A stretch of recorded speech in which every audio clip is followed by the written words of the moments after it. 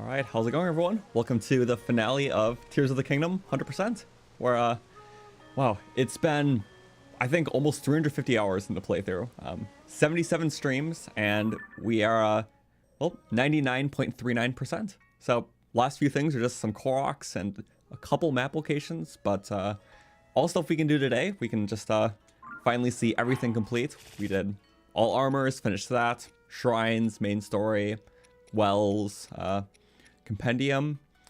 It was quite the adventure, and it was fun just kind of going about it all. Had plenty of time to mess around in between, like dropping that bomb off a cliff. Let's just see what happens. That happens. So, what I meant to do. Yeah, we got a korok over there, so we'll go to it. It's just a bit far, but yeah, just kind of a last couple of clusters. Just this area had a lot of loose ones that I missed, and then just some kind of loose leaves around the world, mostly in this lower area though. So it's been truly great between all the silly things with Zonite builds and even just cool combat scenarios and possibilities we figured out. It was great. You got this angle? No. Nothing else to decipher. Thank you, Mark, for the 3. I appreciate it. Trying to go to a good vantage point. I do like all the new, just walkways and stuff here. It's why I always like the canyon area from Breath of the Wild. I just have like a fixation for like cool walkways up like cool terrain. So, oh, not when you fall off. Okay. This camp though. Overkill bow? Yes. He did not see me. He did. We'll break everything we own. Try to pick it up. No headbutt. Oh, a little far. Mine. And when they yell straight in your face, but you have a bow. Extra reach. Love this thing.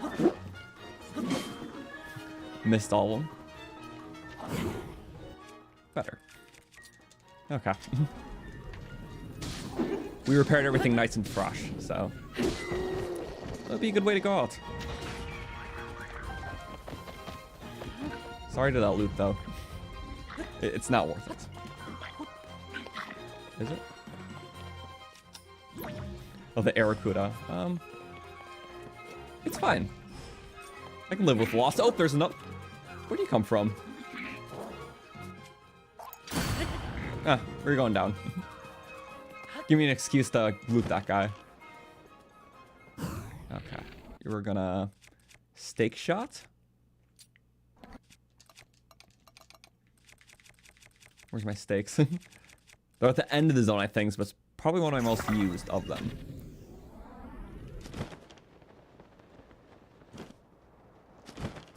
Okay, you're low.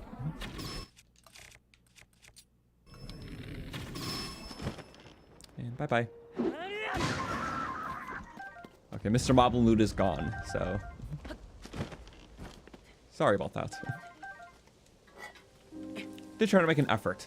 And he used the fall damage to, I guess, have another reason to come down. Yeah. Oh well. No, we have a way to get back up. Oh. Touchy at this angle. I'm surprised it's stuck.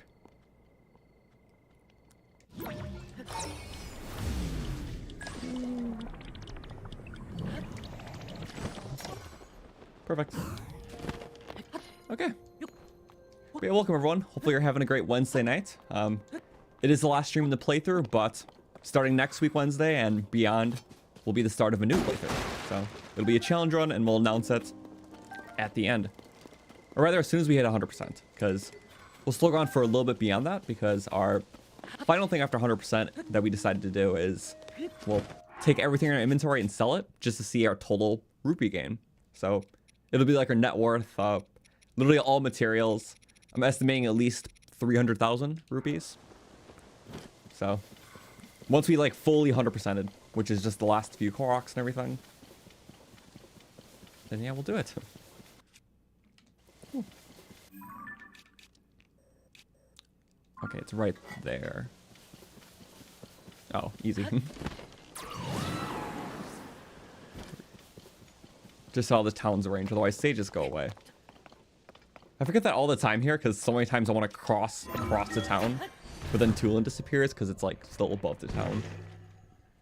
It's like here in Hateno, I get that. Because sometimes you just want to warp from the shrine and like, you know, fly to any of the houses. But Tulin isn't there. That's a lot of nightshades. They're hiding up here. In this tree. The tree may have died, but the nightshades took over. New sprouts.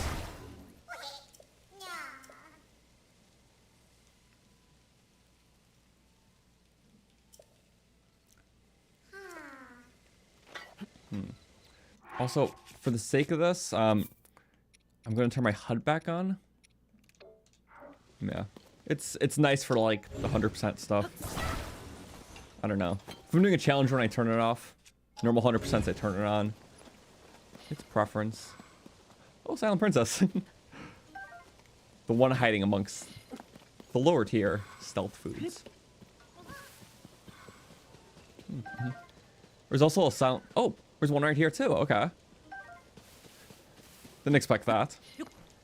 There's also one like on a random hillside on the other side, which it seems random at first, but if you go to the well and then to like the very end, then ascend out, it'll lead you right to where the Silent Princess is. So it's like a semi-intentional odd spot, but I think it's kind of cool. Well, we have a few methods. The snowman that will melt if I put it anywhere. But I was too proud of this guy to ever not get rid of the auto build. He spins. Oogie. The oogie sound effect is the best one. Okay. Well, there doesn't seem to be a more fun way other than... Yeah, no parts provided, so make your own. And my own is going to be the most creative one. Because you see how we have, like, mostly flat terrain. We'll get a nice kickstart, though, so don't worry.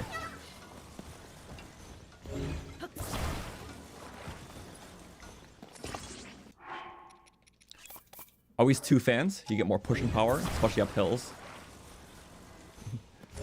I'm not an engineer, far from it, but I know like 3 helpful things, and that's one of them. Balance the weight. I could stabilize it. Nah. Rough estimations. Much more assorted. So let's see what happens. Because I don't know. Are we going up? Yeah, I guess we'll take that side. Oh, hi! Friend. Cool. Launch off. And we can fly with the fans? We can! Yep, okay. That did a little better than I initially lowly expected. I have very low expectations for builds at first. So when they say my work, I'm... Wow. A bit rocky. A carpet could have been fine too, but... You know what? I'm proud of myself. Yeah. And then we're just gonna slam this guy. Bomb. Nope, no. It's almost not there. It's resting on your friend. Yay. And that is 2 out of the 14. And I believe it's the last travel korok. So, yay. That's good. So we got that one. Okay, I'll mark that off. It's like... Yeah, I want to get that one, then that maybe.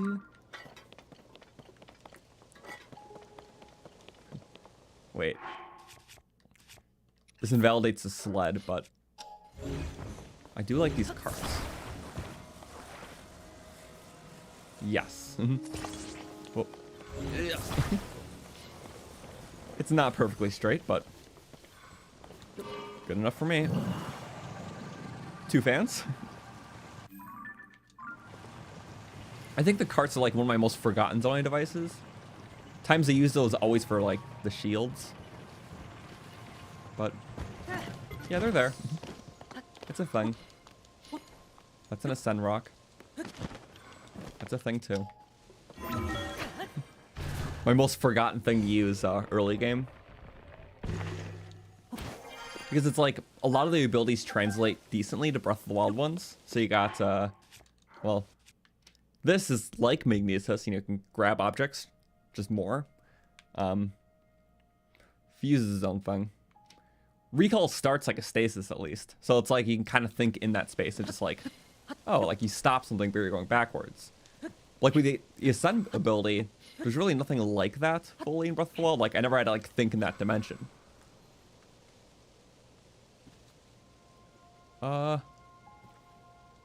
Is this a triple offering in one?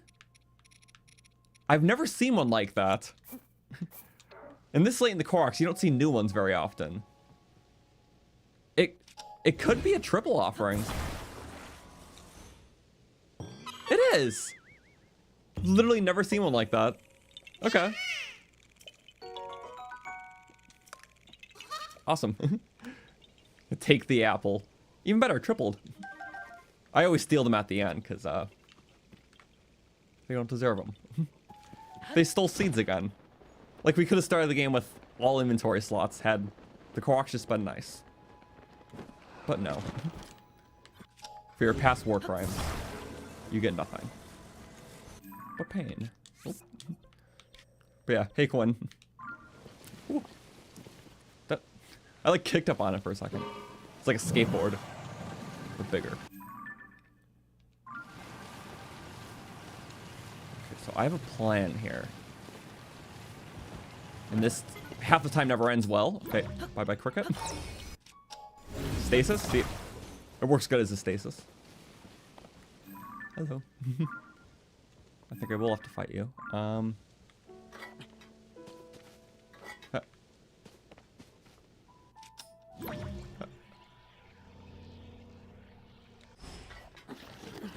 Cart? It did exactly what I think it did, didn't it?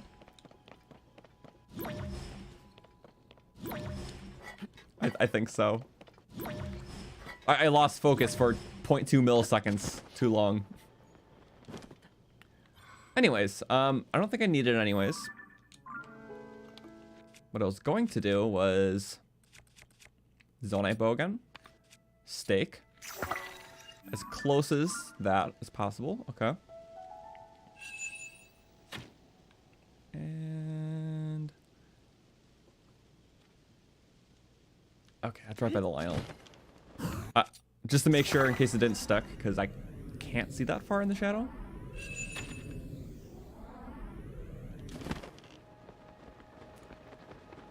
Okay. Throwing 2 is always better. I don't think it did stick, so we did good. Just make sure the Lionel doesn't break it. So we have like a protect mission right now. This will be a very hard fight.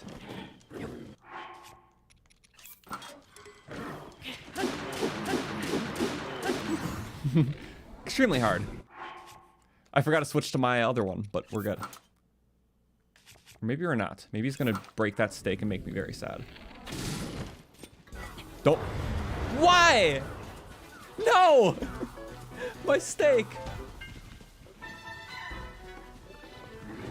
I don't think that other one survived, so.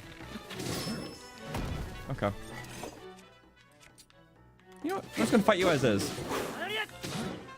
Let's get the strongest fusing we can find. Pikmin sword.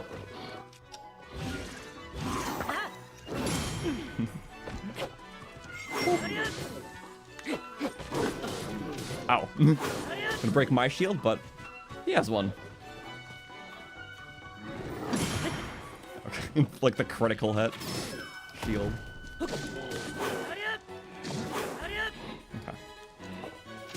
Be your worst. Yeah? Is that it? Chopping up Tulin? Some chopped chicken? Yeah. Not the best chef here. Not even a good prep cook. Okay. We dodge and hit. That's what we do.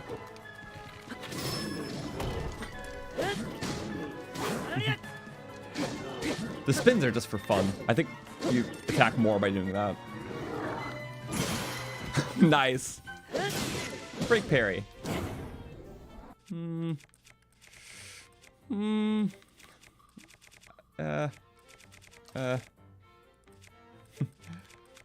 don't know why I have this thing in here. So you're gonna have it? Okay. Oh. I just wasn't prepared. Charge up the damage. And... Tulin! That's... Okay. Bye-bye. One hit. Tap. Tap. Or two. Does the trick too. Huh. I forgot he was here. I literally remember, like, almost none of the new Lionel placements. Because the Breath of the Wild one's more like a prominent, high-level feeling area. But this is, like, truly just, like tucked away off the beaten path. Like, some of the more underutilized areas. That's why it throws me off. Attack up, yes. Okay. I think damage-wise... I don't know how it compares exactly. 40 times 3 is 120 compared to that, but it's more often than not that you hit all your shots in 3-shot versus 5 and some of them missing. So, hooray for that. Okay, chat. Michael Duke, thank you so much for the 5. Thanks for all the great Zelda content. No problem. It's been an awesome time, especially this past year with Tears. So, thank you for being a part of it. Also, thank you to Notneck for the 5. Hi, Croton. Hello, Notneck. So, just hunting because I totally need more meat. 2 for 1. Why am I using my worst habit? I mean, maybe karma for attacking innocent animals, but I'm going the wrong way. Because I didn't attack enough. Okay. Lemons. And with I'll see the day where I can weaponize lemons. It's the tanginess. Oh. Not weapony enough. I don't know their health, but I didn't know they wouldn't one-shot. Okay. We'll kill some, use the other for fighting. Oh, hi. Hi. Okay, never mind. Bye-bye. So many here. It's Deer Lake. Yeah, this is where that cash shrine was in Breath of the Wild. Where you had, find the deer with a crown of bone. So a buck. That's a deer.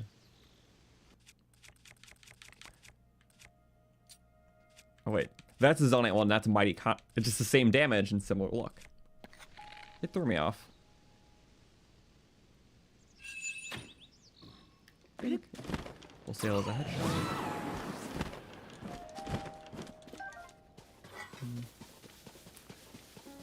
Is there a way to pick up materials quick besides button mashing? Yeah, mashing faster.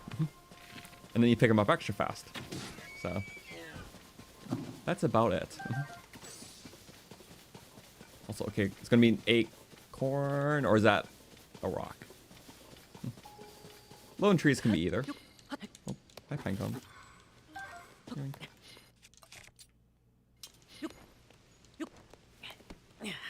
Yay. Okay. That's how many? A couple? Yep, that's 4 out of 14 for today. So now it's the last 10 seeds. And the map percentage is 99.51. Pretty good. Nah. We lost our way up because I was going to use that to get that, but no. Long gone.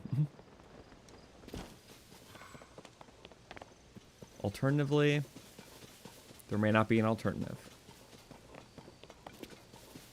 That's fine. I like this. I like the pine cones.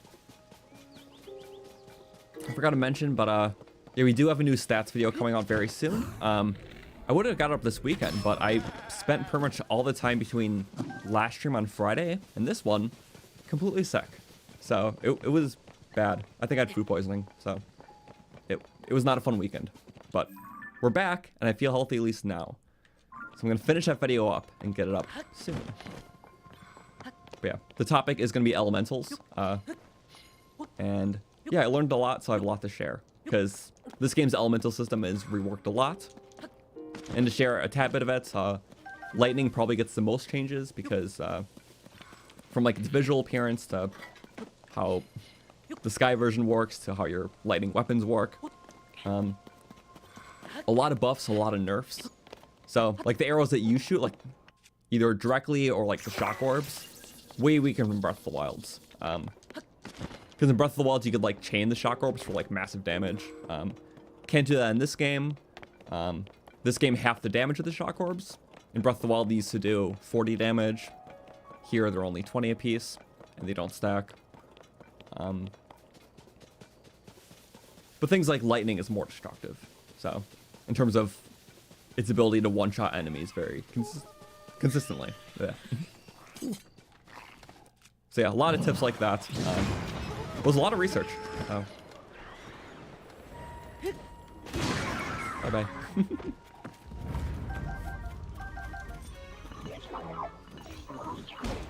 All right. I did every wrong thing. I did every wrong thing twice. Little construct. I'll take that. It did the pickup instead of the parry. I love that.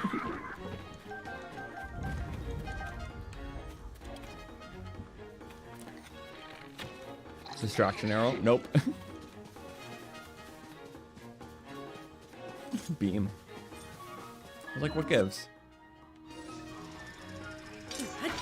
It might have been a parry if it actually... Nope. Yeah, cool things don't happen twice. First launch you back. That's fine. So you're in the hole. Death loop hole. My boomerang. Okay, you get back. I'm getting my boomerang. And then... Okay. Got it again. Mr. Air. Let's use this bow. And then let's use... just all of our bows. Couple there, couple there.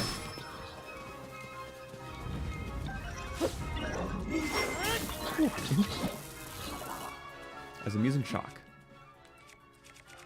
Where's my water? Where's my water? Yeah. So this attack, yeah, does a shock orb. Shock orbs are only 20 now instead of 40. The sad truth. Oh, that's bad. Yeah. Let's heal up with this. My dragon. I'm gonna miss this arsenal of weapons though. Stuff to quick heal, stun, hammer, frost. And... Oh. Wait. Wave! That hurts me too. Crap. Where did you go? Huh? Did it? Did it? Change target. This is why we have the Compendium. Besides just doing it. Saving the clip in case I need to reference it.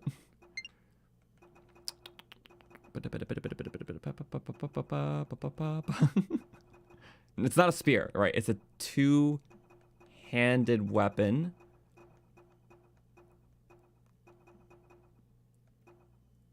I definitely passed it 2 or 3 times at least. There it is. No! Don't do that! It was on the left side. Okay. Wait. Pain. This is just... yeah. So if you know where things are, it's a bit easier. What? Oh, there. It's small and stubby. I didn't see it. Don't blame me. But yay for getting it back. If you don't do it right away, it might despawn. Okay. But now we'll have to go back on there. I might just super spring up. Let's see, springiest way to go about it. Super spring is, oh, not there. I think it's near the bottom. Getting the hang of it. I'll just don't add it. Leave some room for that. Also more technical height.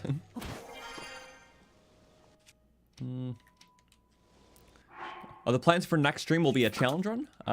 It'll be a multi-week thing. We'll announce it once we finish 100%. What? That gust did like not push me. At least maybe that was just a visual perception issue. But it looked like it did not push me.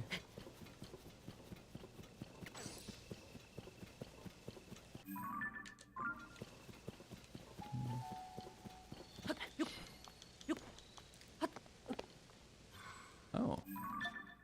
I did see this one. I was like almost on top of there too. It's kind of a neat one. It's a good use of space. Running up the hill. No.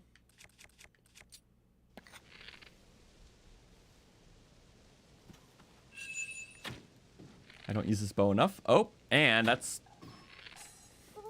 the half-assed one was an actual headshot. Come on. I have to get more practice with the Zone bow. Because honestly, I just trying to use stuff that I was like, crap, I didn't utilize enough. Otherwise, I've been just going like... backwards jump attack. Okay. You can just have that. Or just for the shield.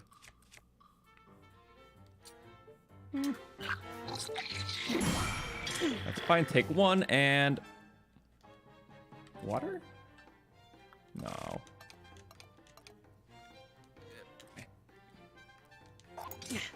I missed.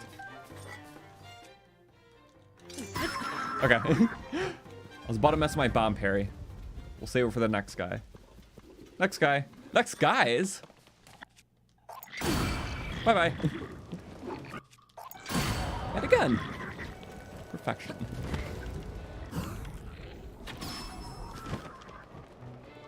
Quick and fast like a falcon.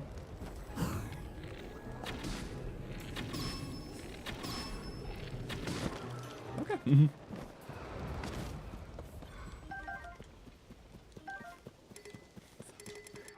My one junk slot. I have to repair something back at Terrytown to get it back. Which will go there. Send off with the house. This playthrough's house was a lot of fun to make. We'll make a new one in each playthrough. It feels fitting. Oh, right. It's a Boss Bokoblin camp. One of the few that exist. Oh, not far enough? Let me hide behind you. Thank you. He acts as a shield. Even just by him standing there. So I can do whatever I want. Thanks, Yunobo. But now I figure out what I want. Quick death. All through the hole. Yunobo? Be my shield again? Please? Yunobo?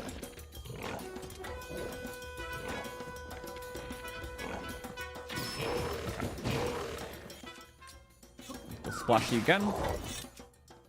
Not close enough splashy, even though it's literally a true jelly. That's meant for that. Okay, or just start with that, you know? Alright, get the angle right.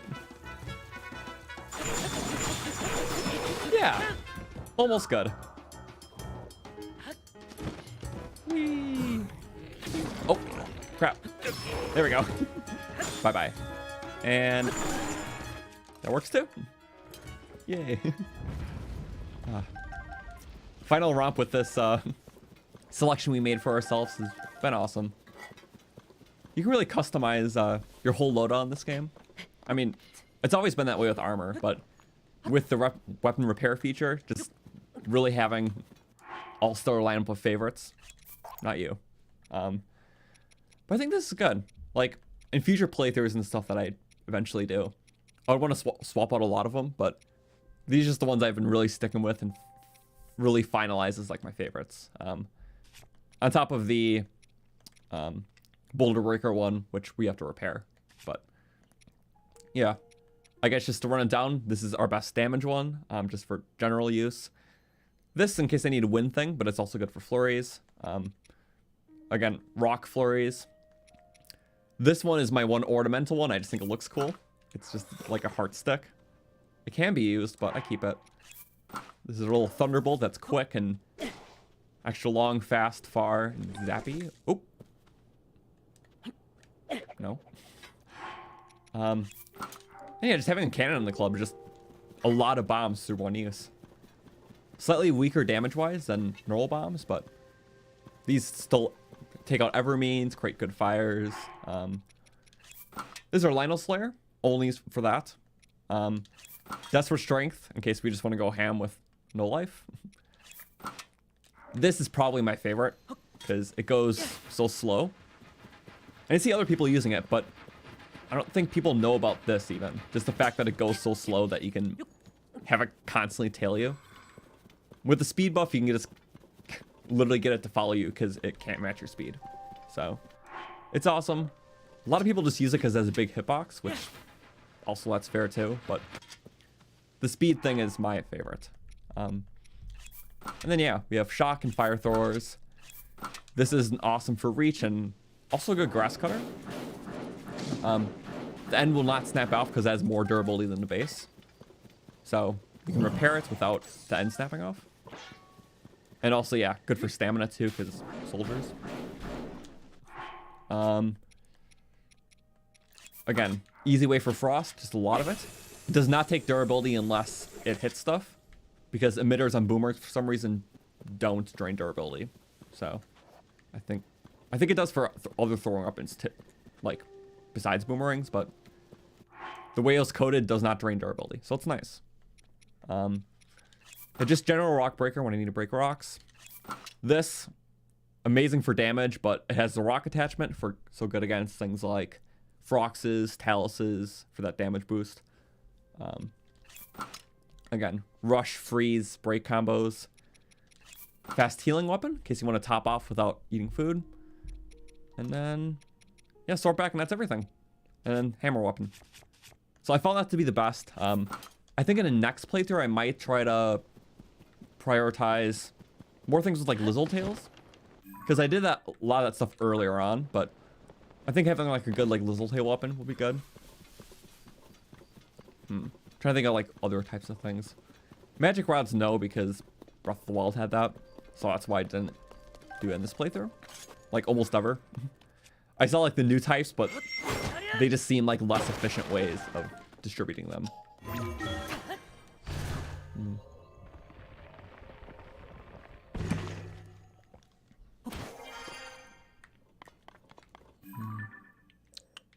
That. Oh, yeah. They're being generous with these suns here. It just seems too far, though. So, this way.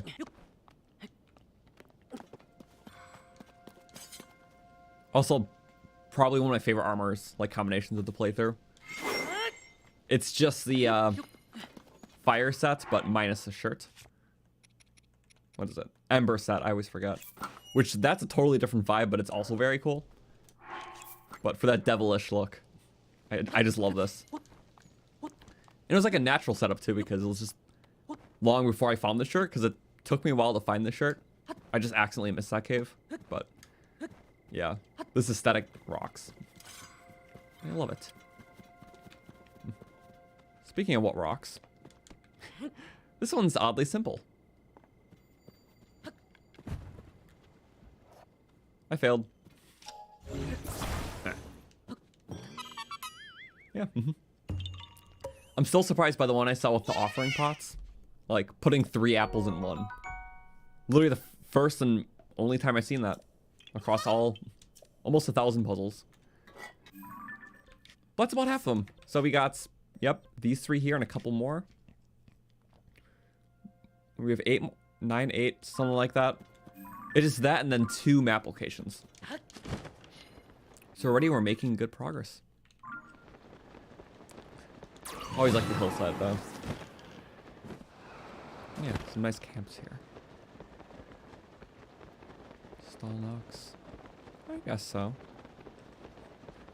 Most of the time I run into them, they're always sleeping. And hello. Can I hit it? Woke him up. He's going stompy. Hi. Hi. Okay. We just want high damage. What am I doing? Keep using the water, but not providing a water friend. Hello. Just get him low. Just pop out the eye now would just be annoying. And jump shot. Oh, crap. Like, I'd say not. Wait, ride it. Oh. It wooded. I deserve that. Okay, thank you. The grape. Thank you. Oh, kick. See how far we can take it. Drop kicking it. It does help. So we gotta go over there. Don't mind if I do.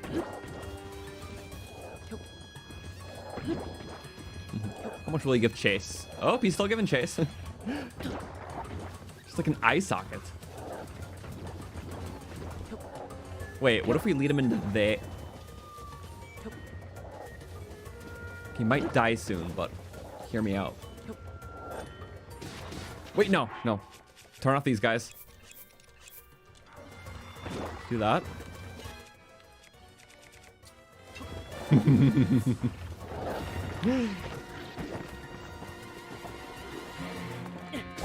Muddled? Stalnox? Versus other. It's like a big bokoblin. Get him, guys. You yell you want, but you gotta attack. Please. One good hit.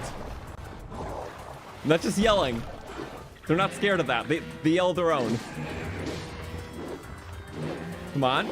Stop yelling. He already feels hurt on the inside. Ow. He's hurt enough. Maybe he's too far. He's confused. Stalnox far from home. Okay, maybe it's a distance thing. But if that's the case, I want your loot. Don't keep that from me. Get back! I was having fun. Or, eyeballs. The snap. Yay. Bye-bye, grape. They can kill each other. Okay. I like Skull Tower. So where's the silver one? You were doing good damage. I'm gonna keep the soldier up. Meat. Oh, right on the closest one. Where's the boss bokoblin over there? You're the boss. You should be with your unboss people. Don't make me. Okay, how about this? Instant death. Oh, well, for most of them, yeah. Not muddle them out. Okay. Just snap your friends out. He just needs to one-tap like everyone now. You? Get him. Oh, the headbutt. Nice. I'll keep helping. Oh my god. And then there we go, finished. Okay, again. I love assisting. All right. Subordinate, do your work. I'll do a little damage. I guess you're finishing off. Bye. He's like, what? What'd I do? Everything. Again. Oh, snappy. But no. I got one. Honeycomb broadsword. Bees. He's gonna fight the bees. Wait, what if I put it... Oh! But you can spawn more by... I had a feeling you might be able to. Otherwise you have to wait for the bees to go away. Yeah. Okay. Oh, and I attacked my own bees. Okay. Yeah, that's fine. Get the other shoes, please. I'm just gonna let bees do the work. Bee only run. Ooh, if I had 2 bee weapons, I could switch with less downtime. There's 1 bee per switch instead of 1 bee every 2. There we go. It's only 1 damage per hit though. Yeah, that's okay. Finish him off. Yeah, that would have been a lot of bees. Let's hold in the bee method. Giving you up a lot of health. Well, that was fun. Hooray for that. Okay.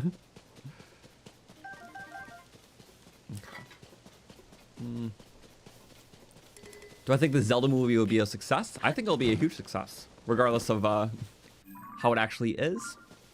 So, I'm hoping that's fun. Like, I think a movie will really have to lead into just the overall magic of Zelda. So just something, you know, very whimsical, adventurous. It's all about the vision and the scope of the movie. So it can be awesome. Maybe it won't be. It's too early to say. I only have high hopes for it, of course. I think it's interesting to explore that medium because I think Zelda just does so well as a game because it truly does understand what type of medium it is with the franchise. That's why the games are so good. It's like, you put the gameplay first. The storyline feels cool on top of it because the general sense of what the game makes you feel is awesome, you know? It's your own adventure. You can, you know, customize it in many ways. The puzzle solving is intricate, but makes you feel smart. Interaction's fun. Combat's awesome. So, it has to capture all that stuff that the games do without you playing a game. So that's going to be a hard task. If the Zelda movie's good, I'll be very shocked because I know it's going to be a hard task. But, you know, I can't wait. So.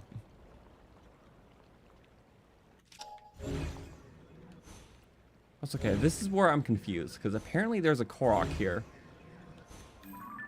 But I did not see a korok.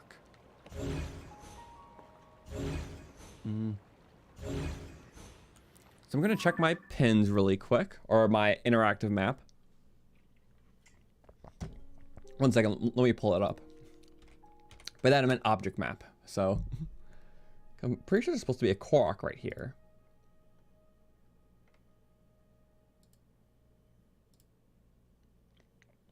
It's an ending location. Okay. Sorry about that. I mispinned like a few of them. A little too many this playthrough, but... Yeah, in Breath of the Wild, that was like a rock on top of there. But it's one of those traveling ones that ends up there.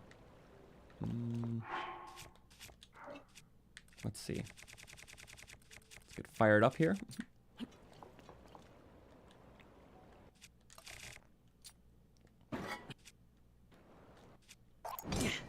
Pepper? Okay. And what's up there? This would be an interesting start.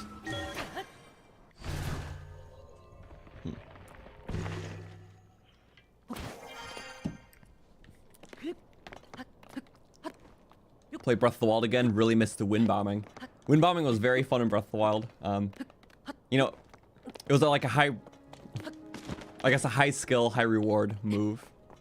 But it felt just very snappy, just for getting around fast-paced world. So, yeah, especially really good in like, you know, just challenge running or subsequent playthroughs. You just really speed past areas in a very fun way.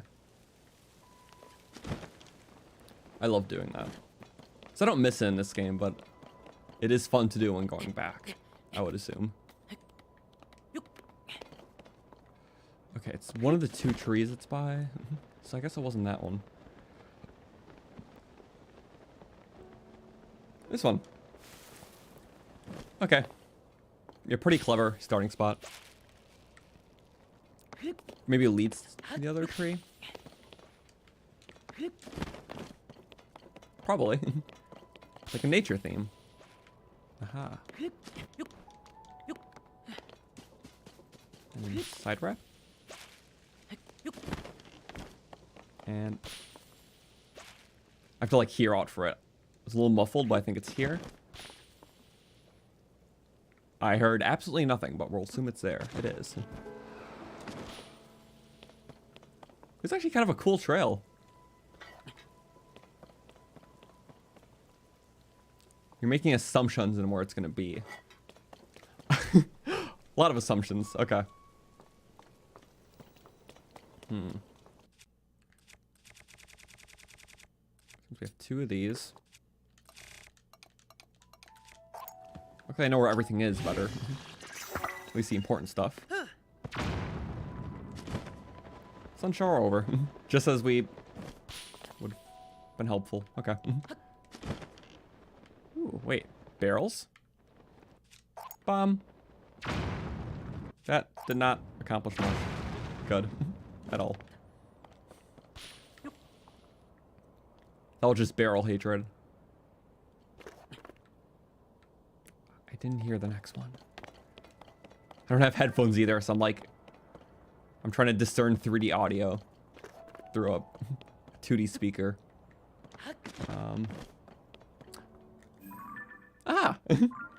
That's a crafty one. It's like making assumptions where it's going to be. Further and further.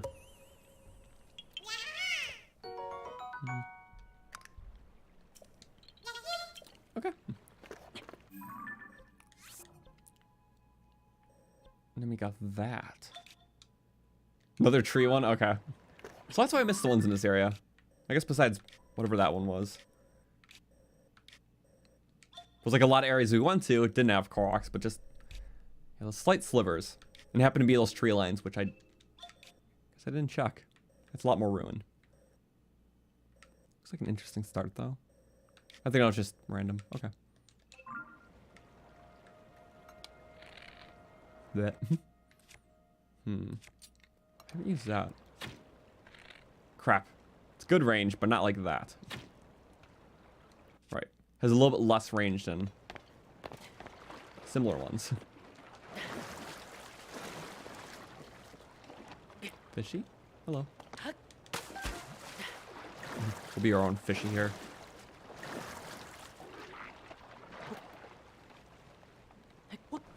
Climbing's loud. Oh, I meant to shoot the wall so I could stealth.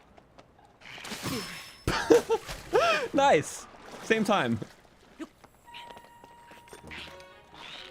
Silly things always happen when I fight this guy. The tongue flipped as I... Okay.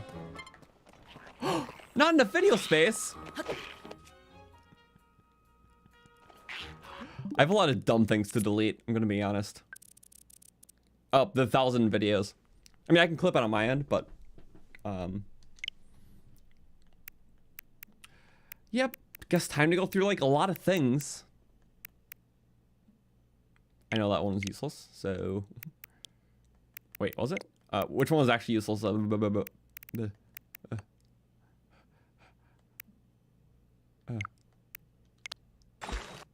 Fine, checking out one pass clip.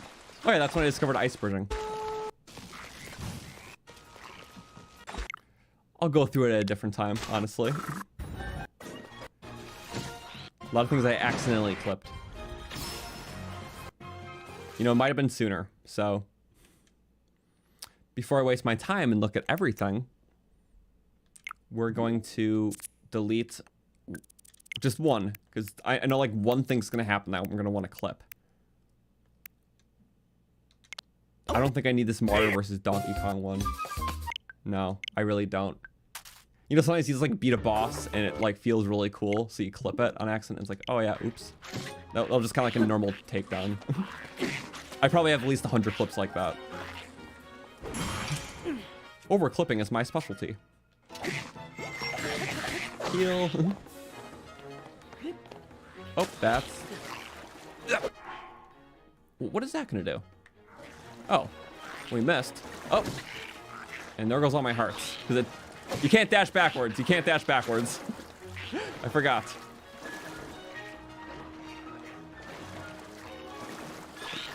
Okay, that's like more of a full meal type heal. Okay. Quick, but scud. And blow him back. And I blew myself forward. What? Working with the wind. This is a ranged battle now. Again. Like it was.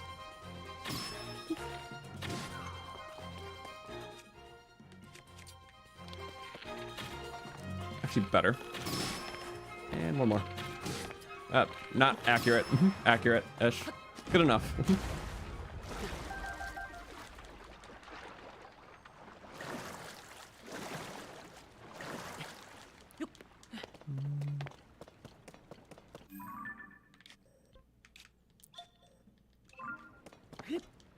That's fine. That's how we do it. Yeah, my initial setup was a stealth thing. Because using arrows for stealth is so nice. In this game you can do like the meat arrows now if you want to bait enemies. But baiting I don't believe works on the higher tier enemies. But it's really good for the lower ones. So yeah, for example, if I meat arrow Mr. Bokoblin. I don't think so. That's how it was in Breath of the Wild.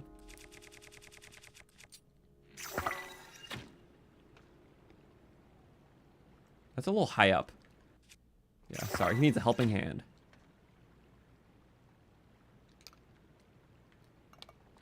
Yep. Mr. Silver does not like the meat.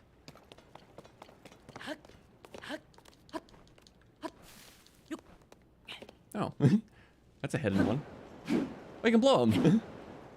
I didn't know that. I mean, it makes sense. Reactive. Oh, and the shot. The metal part chains electricity. I mean, that makes sense, but... Huh. Reacts with the wind that you create, the electricity you do, and... Well, the final snap. Close enough. I guess I'll... Yeah. Oh, not that, though. Oh, wait. No, yeah. It's just being weird. I wonder if I can get it to break itself. I might. This is interesting. It's probably the last one in the world I haven't done. Okay, hit against the tree. It seems to be planned out pretty well. Here. Yep! It smacks on the tree! And you can do it. Nice. Just like little new things. That was like 3 in a row. Oh, that tree wasn't invisible. That branch. That time was not a skill issue. It was a skill issue. Okay.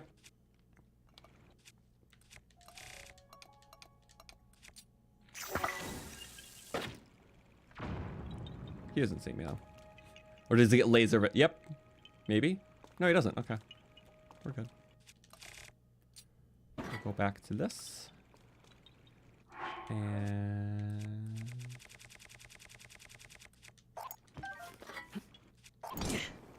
There we go. Oh, no, he did see me. Okay. No, he just didn't. Beats me.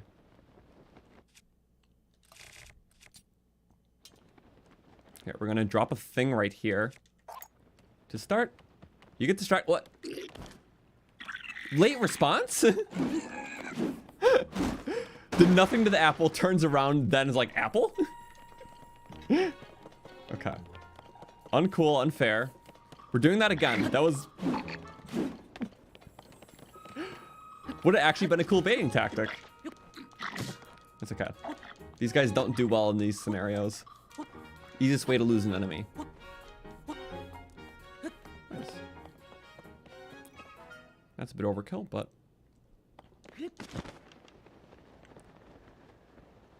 or maybe... what? What? Okay. Oh, dropping an apple just... okay, so you actually gotta shoot it. They're not distracted by the apple itself. It's the arrow part.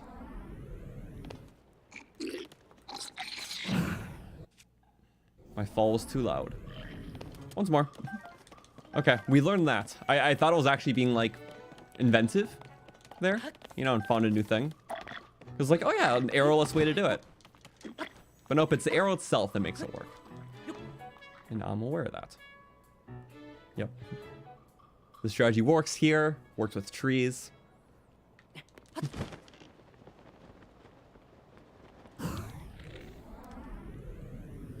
Okay. Out of the vision cone, but still close enough. I can't paraglide. What? When did falling become this? Okay, I'm using a Breath of the Wild strategy. I'm not sure if they changed the sound thing. 1 second. Give me one more opportunity. This is how we learn. Because I haven't really done this in this game. Yeah. Let's see, this works like a charm. Okay. So the Breath of the Wild way. Yeah, use up the yellow, we'll get more. Would be. Typically you want to go at an angle like that. Okay, that would not alert an enemy in Breath of the Wild. Falling is very silent in that game. But I guess it's louder here. Okay. So that I didn't know.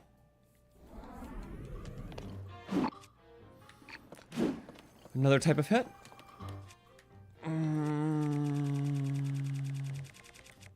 Bye-bye.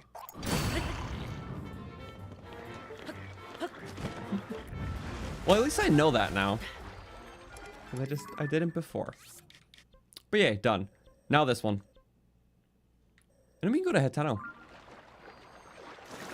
I don't know our current status, but you know what? I'm happy we're getting close. I want to say about 6 Koroks left. So, just these last few. I think 2 map locations, then we're all good.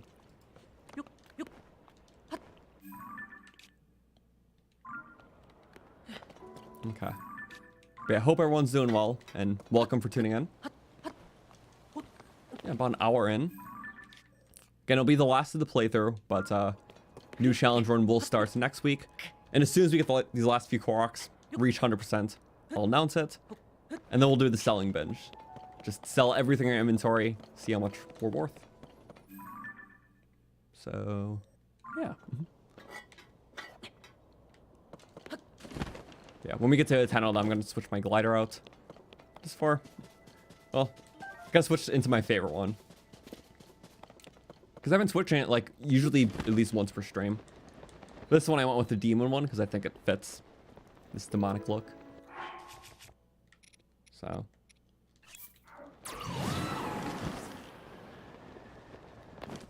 Now we're going up here.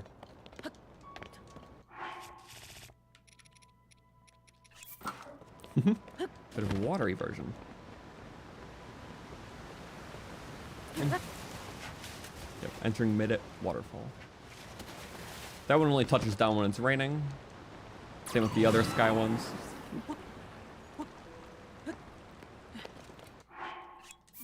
Aesthetic breaking. Better. And I think it's, yeah, this peak. Which I was here, but I'm like, oh, no Korok. Should've just looked across. It's visible symbol.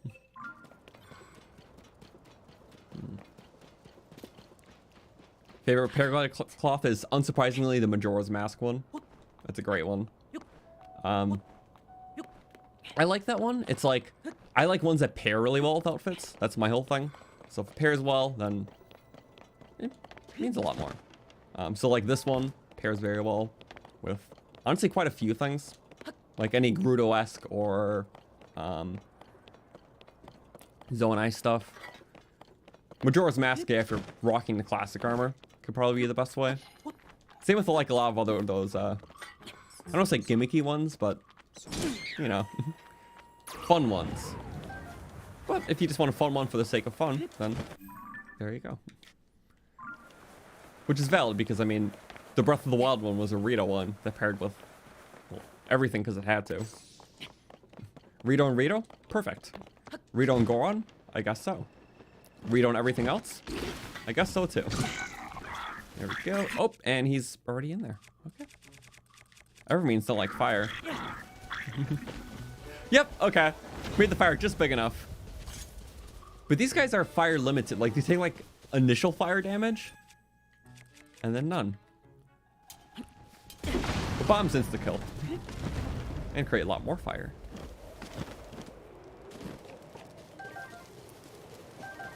Oh yeah, wacky tip I found out today.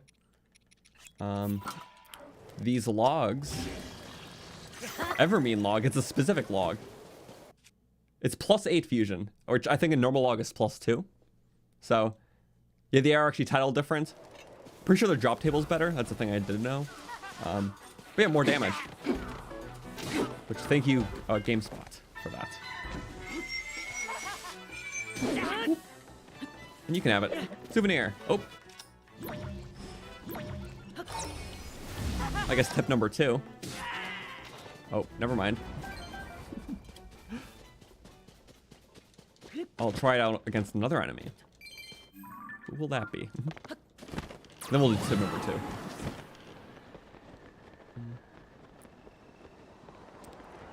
Oh, whoa! It almost happened! Oh no, it almost happened for the first time. So close. For a while there, I thought people were just faking it, but that was the closest. That was the... Oh.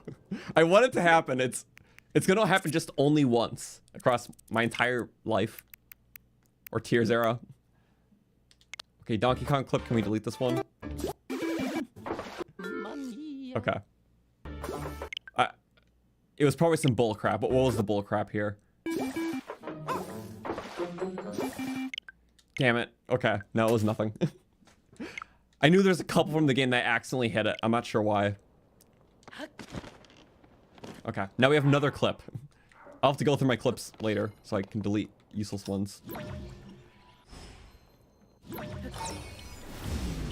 That game is fun though. I haven't played it in a bit, but I like occasionally play it when I'm trying to in between things. It's like puzzle platformer. It's fun. I haven't played a lot of new games recently, so you know. Gradually working through that one so I can play the Peach one, which looks awesome. There we go. Pop the paraglider then the weapon right away afterward, and cancels fall damage. Also, this does not work as a wood.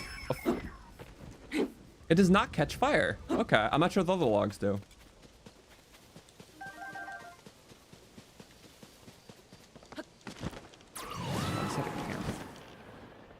Okay. Here's my tip number 2.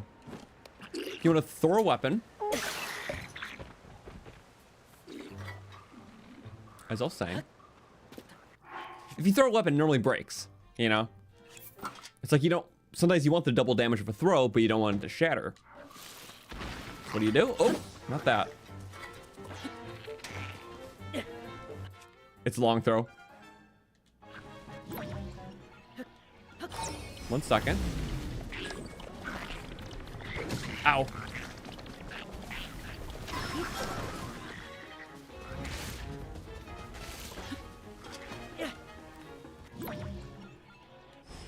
Oh, there we go. What you do is you recall it.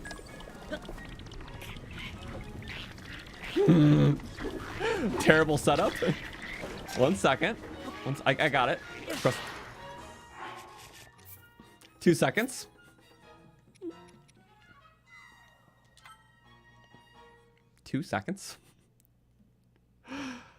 Thank you, Stacey Sams, for the 2. It's the finale. At last. Thank you. Stream number 77.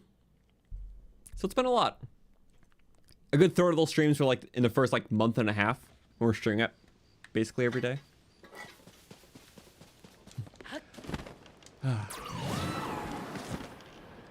Silly setup after silly setup. Okay. Again, slow. Yep. One time wasn't loud. That's fine. You can die. Hit the rock back. Oh, my stick broke. Okay. As I was trying to do, it's not really good for this combo. It's a very specific setup, and I haven't used it in a while.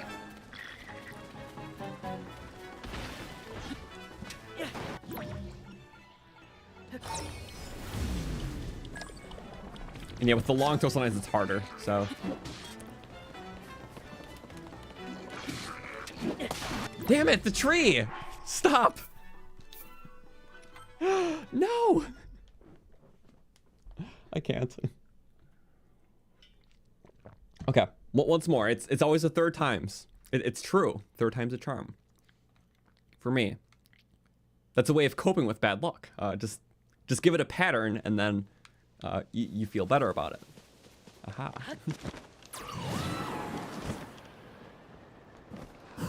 Okay, you're dying. That's fine.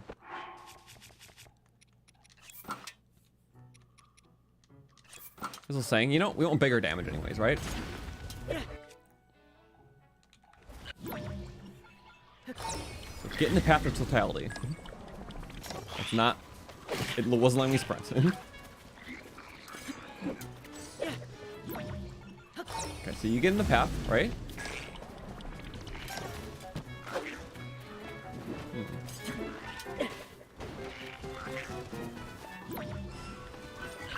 Oh, there we go. We let things go there. Okay. So, bye-bye. Double damage. Except it would have killed him regardless. Let's see how far I can go with this, though. There we go. He's gonna go in the path, right? So. No! You can't do that! You're not supposed to move. Okay, it's more of a cool thing to do, but not always... yeah. Not always gonna work. So I think the best setup will be, yep, just line him into where... There we go, and... Okay, killed the tree. Tulin needs to get out. This is my fight. I'm gonna try to do it all with recall throws. Recall only. So anywhere in this path is fair game then. How about that? Yeah, if we lead him in the path itself. There we go. Nice. Does double damage, does not break.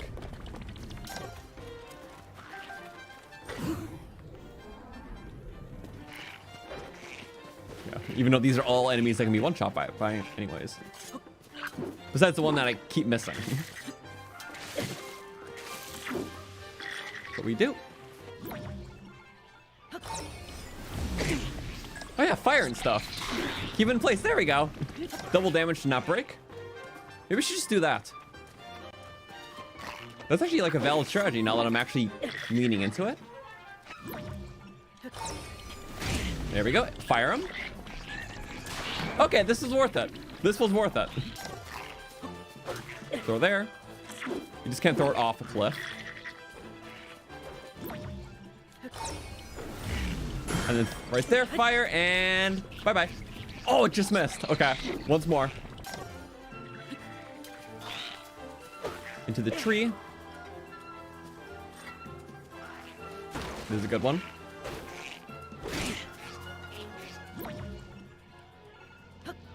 A tad far. Yep, I knew that was bad. We got like 2 in a row pretty good. Just the last one.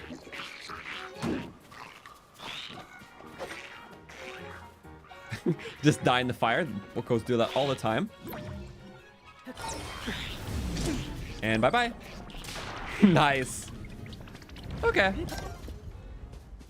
A bit of finicking around, but I think if I lean into that more, it's a pretty fun strategy.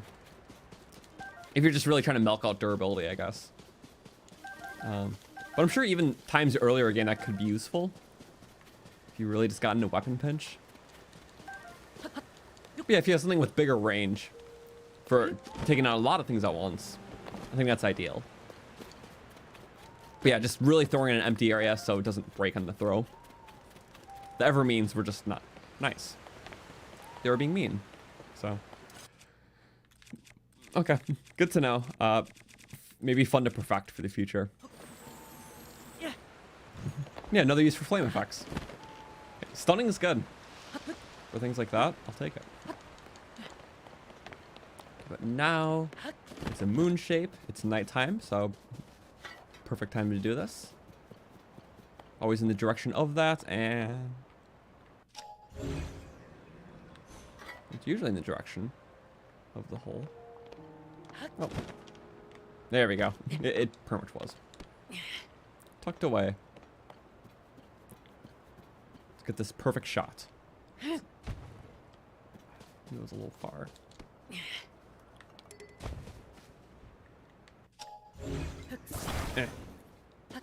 Okay, yay.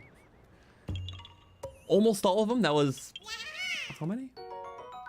Enough? Enough. Okay. Do you want to get Riddle smacked? Yes, you do. Yes, you do. Bye-bye. The sheer impact. Guess we're switching that bow. I love duplex. Again? Love doing this with the Aracudas too. And they have 2 health instead of 1, but still die. Yay. I like taking my frustrations on smaller enemies. Yeah. Makes me feel more accomplished inside.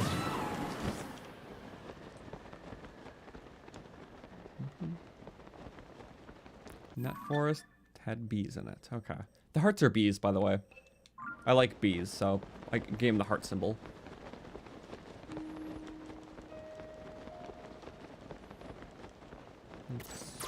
Here.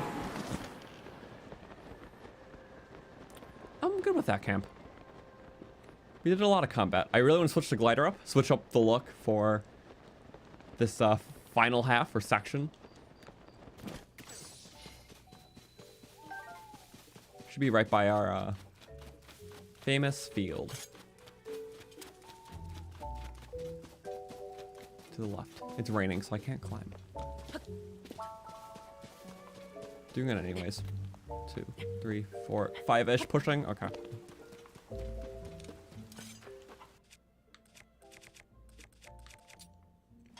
And we got our harvester for a reason. Wheat field.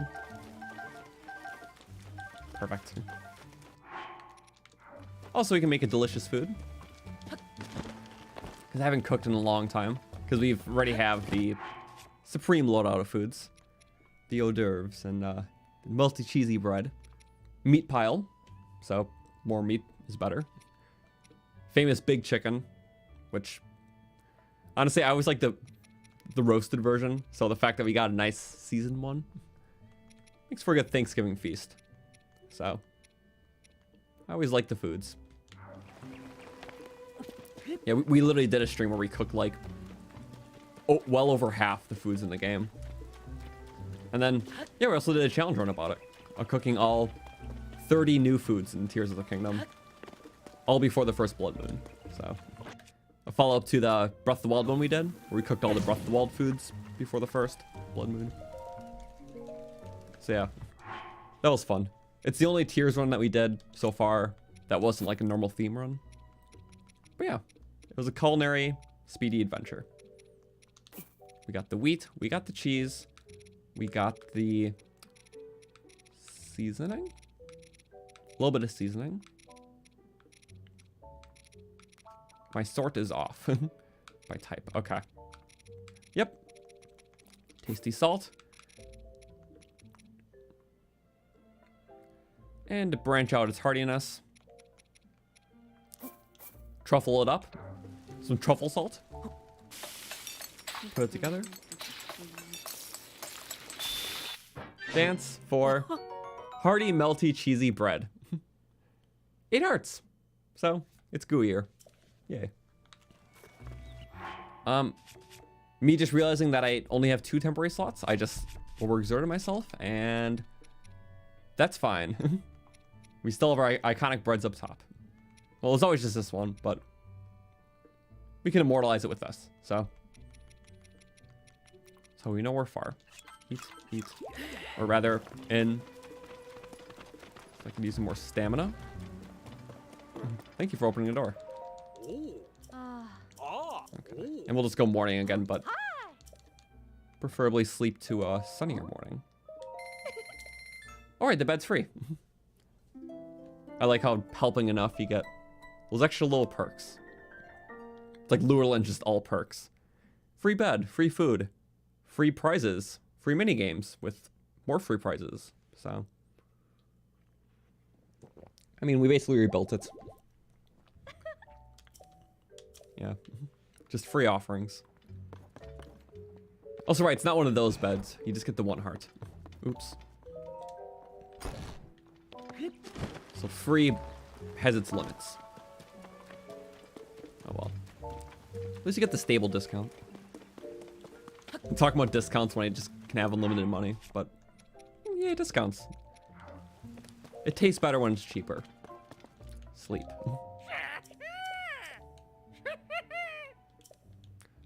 Dye these clothes. No, paraglider. And we've used almost every single one across the playthrough because I've always tried to diversify, try something new. Some more fun for longer periods of time or shorter. Like that one really well with a lot of things. The Zelda ones, I don't have a lot of purple outfits. I didn't have a chance to wear them a lot, but they are cool. Yeah, same with like that one. I love it, but doesn't match a lot. Breath of the Wild because I didn't really either. That's good for Zonai though. That's fun for Awakening. Their corresponding sets. Love this for the snow area. I think it just has a nice radiance off just like, I don't know, the vastness of like Hebra and stuff. It just magical. It's cool. But yeah, a lot of these I absolutely love. That's cool. Glow in the dark. Really thinking of like absolute favorites. Again, like glow in the dark stuff's cool. I've always appreciated, yeah, the Zonai fabric for one goes with a lot of things. I like the different regional ones. The Meef one below is cool. This I really like the shine with the Royal Guard set. Of course there's those. But, of course, there's always one I thought was so silly when I first saw it. It's this one. Moo Moo Milk. So, one with that. I was kind of hoping we would, because I do like the sillies. This, the egg, Pixel Link I did kind of like for a while too.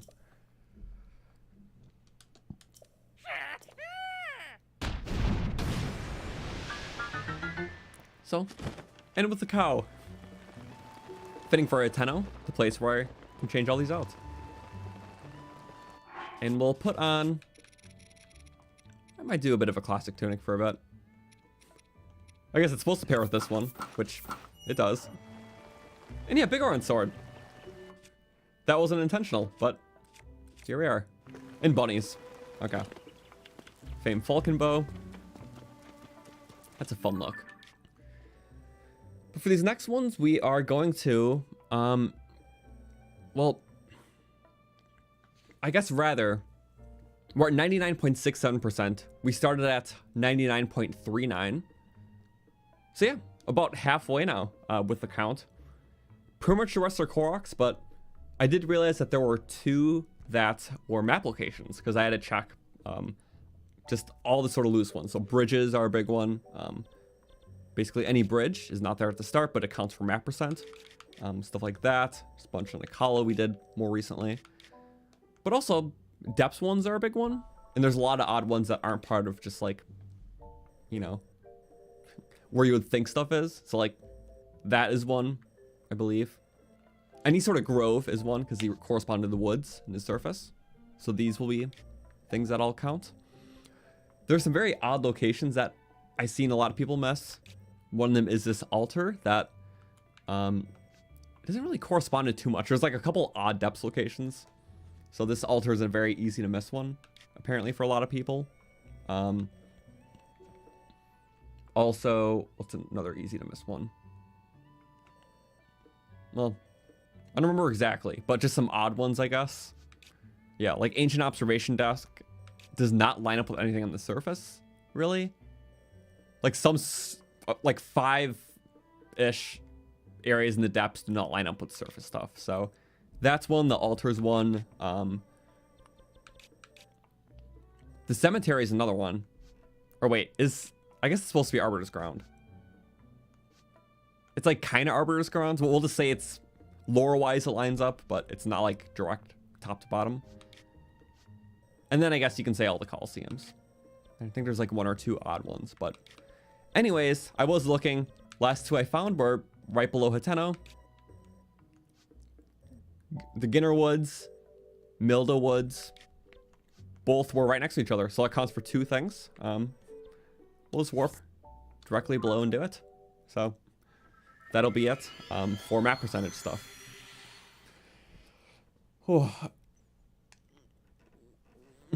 Writing these locations down. They are pretty neat.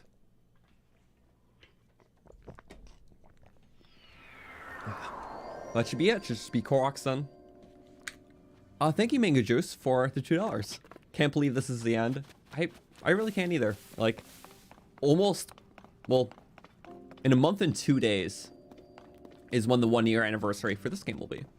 So, yeah, ever since July-ish, the playthrough's been once a week.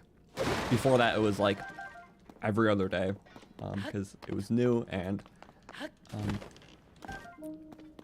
I don't like to overexert myself when it comes to a game, because like if I played this game every single day, or even just like a few times a week, I'd probably get, you know, just like tired out a lot, honestly. So the fact that I'm only playing it once a week on top of whatever challenge runs we're doing, or, you know, video project I'm working on, it makes me actually look forward to the next time I'm playing it. But that first like month the game came out until I beat it, like I was just in the zone, very locked in, as a lot of us were. So understandably, first playthrough is different. You just want to play to experiencing it, and you're just so much in the zone. If anything, taking too many breaks during our first playthrough, it does slow the momentum a little too much. But for 100%ing or subsequent playthroughs, understanding what space works for you is, definitely the most fun way to enjoy it. So that's why I like it. Okay, just go over there. Me buying that stuff was just a habit right now, because I don't really need them anymore, but it's habitual.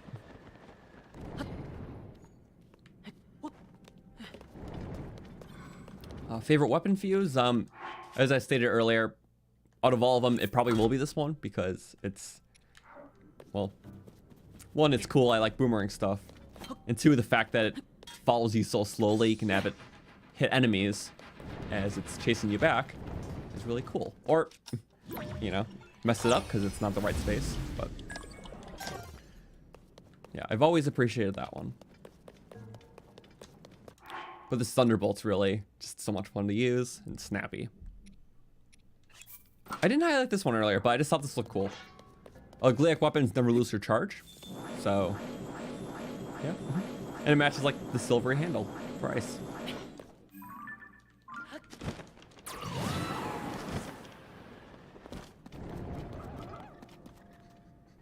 You got little frog stupids. Come on, get in the top. It's okay. Keep jumping. Keep jumping, it's okay. You got it. I don't know how that guy dodged it. No. Bye-bye. I'm the better green. It's silly. Okay. So these 2 map locations. And every grove in the depth has, it's always a special chest in the big tree. Yep, big tree right there, and big tree right there. That seems to be a pattern, just 1 big tree per grove. Maybe that's what defined it as a grove. It's just like... It once had a guardian tree. Every forest had a guardian tree. I guess that's a sensible piece of lore that I just made up.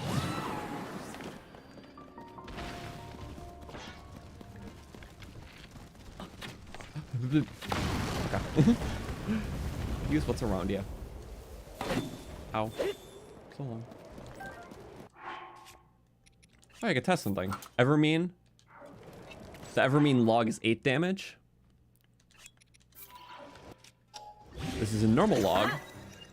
And it's 1 damage. No. Logs don't catch on fire, because I guess they're just really thick. But... Yep, okay. That's just a log thing. It's like... Because it's thick wood. Makes sense. I'll allow it.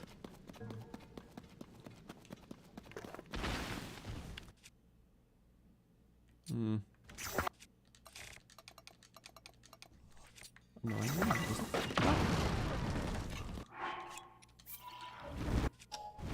Evermean log special. Plus 8. Which, yeah, 8's not a lot, but it's more than 1. Also, I hate how there's always fireflies here, but there's always an Evermean. They were very cruel for setting that up, but... I guess stealth? Give me my charge, yes.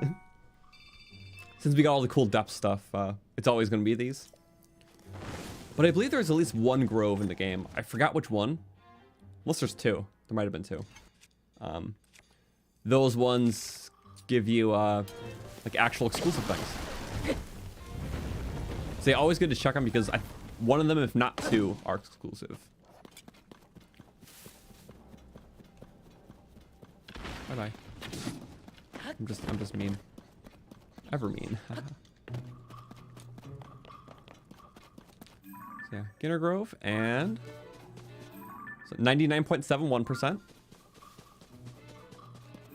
99.71. Milda Grove? 9.75. So about every single one's 0.04%. I'm not sure the exact percent afterwards. It's at least 0.04. And I think a little bit more. Like 0.0405 or something. I'm not sure. So once in a while you get a 0.05 increase instead of a 0.04. So that's how the decimals worked out. Okay, also,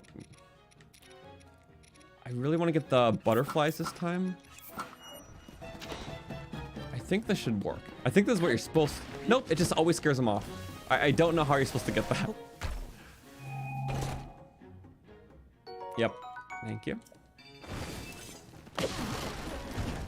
They put so many fireflies, it's like I just want to, you know, catch all like 20. But nope, no fun. Fun not allowed. Where's your other friend? There he is. You know what? Put this handy. Last time we killed him in that many swings? 3? Double damage. Or 50% more, I believe. Yeah. But I think in this game it stacks with attack up. Because Master Sword Beam Up in Breath of the Wild did not stack with attack up. Because Master Sword Beams was not influenced by attack up in Breath of the Wild. But I think they are in this game, so it also stacks with it. I don't fully remember, but I think it was reworked a little bit. I mentioned my stat buff video, so whatever I said there. It's just so unimportant because it's not really useful that I kind of forgot. If a little nugget of info is very, very situationally useful in a way I haven't utilized, It's not the stuff that's gonna be at the front of my mind. Clearly. But yeah, we're good. As far as I know, as far as it should be, that is the end of the like map completion stuff, besides Koroks. So it was just those two. Now it's Koroks again. So Koroks, we have, oop, you're done. One right there, one right there. That's probably the biggest clump. 3 right there. 1, 2, 3. Yeah, wait a second. Let's see, 0.4%. So there should be 6 more. 1, 2, these 2 Koroks, 3, 4, 5, 6. Okay, the final 6 Koroks. We are here, essentially. Which one do we start with?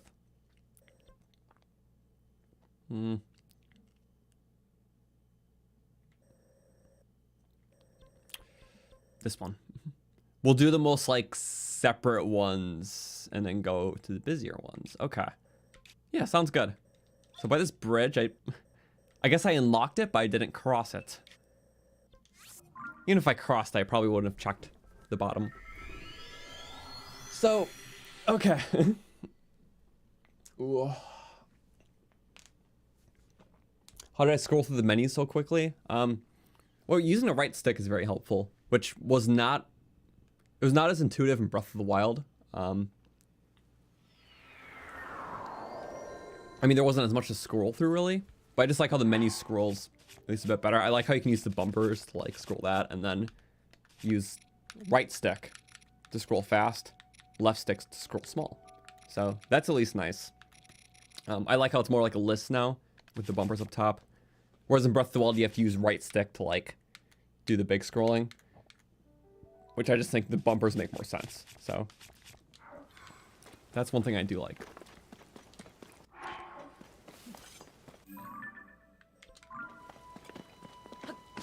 Oh, well, I know what time it is. And it is wingsuit time. Whoop. Release a little.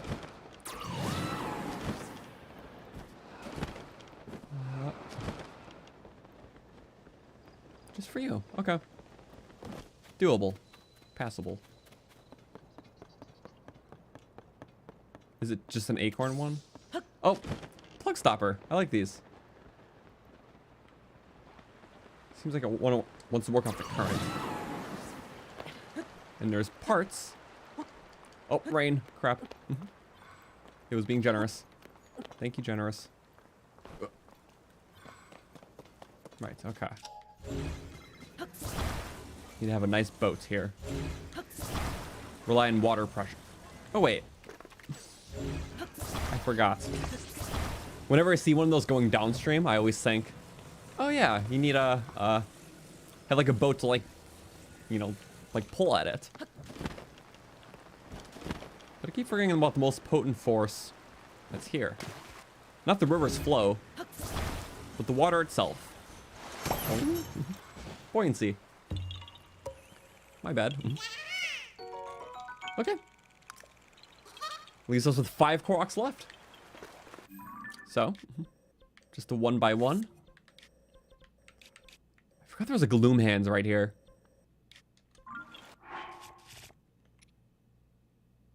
It's like, now that I said it. I mean, I did it to myself. We have to go the Gloom Hands. I got excited. This might be the last Gloom Hands we fight in the playthrough. So, just to show Ganon up once more. Directly. Semi-directly. It's like kind of him. So wish you discovered the buoyancy earlier. Well, it took me a while too, so that's fine. But I know that it technically is a taught to the player during that one Zora Shrine, where you have like the ball where you're supposed to like put it under the water and like test buoyancy to do like puzzles. So I think it's interesting that it is at least taught to the player, because I didn't really even consider it too much before that. Okay. Good thing I'm good against him now. Not Master Sword. We're gonna go flurries. It's okay. Keep chopping like this. Ow! Out of midair. Less hop opportunity. Nope. I don't know which one to pay attention to.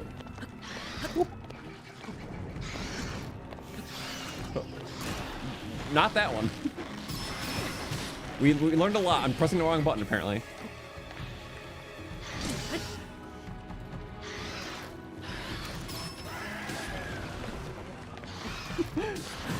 Still a guessing game. There we go.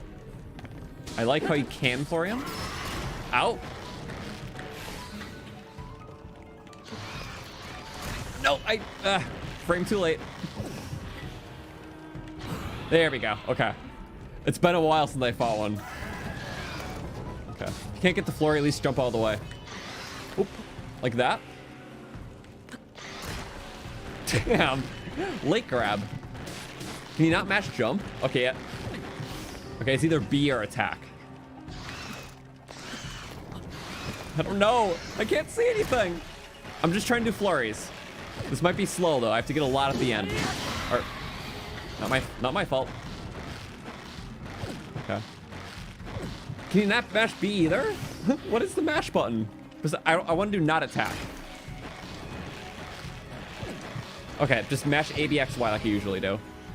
I'm trying to figure out what it is specifically. But okay, flurries are satisfying.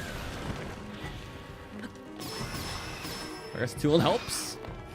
Maybe this terrain sucks for it, which it does. Oh, got him on the flurry back. Get both. There we go. No, we go slam down. I don't care. Do your worst. I'll get better at it. But this terrain is the terrain's fault, not mine. Okay. This part I'm better at. That was Tulin's fault. That was Tulin's fault.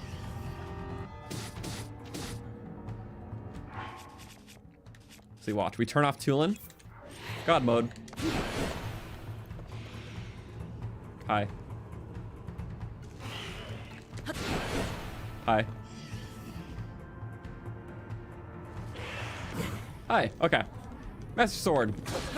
Drains no durability against a Ganon. Phantom or real? Okay. 2 in a row.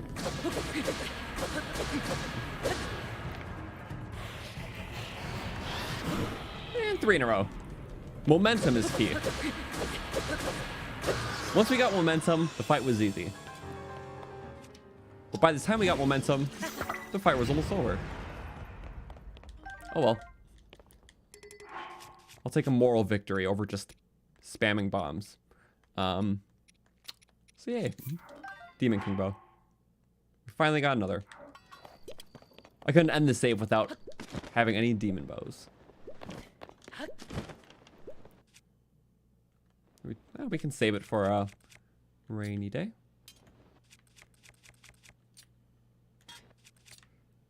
Shock slash. Oh wait.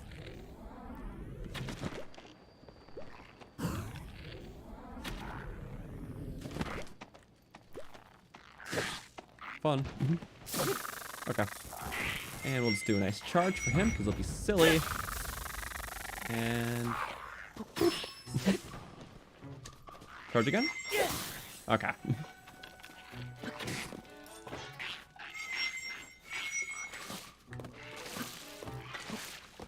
Tricky. Too nimble now, I learned. And then in the fire, really light it up. Whoop, get me out though.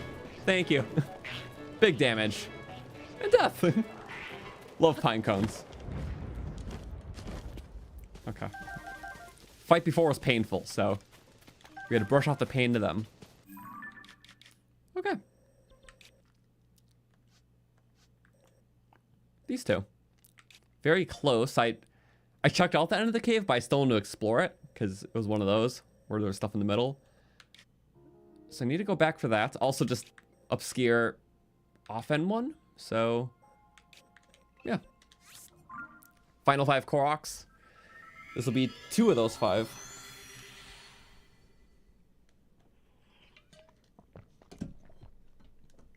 But yeah, it's fun.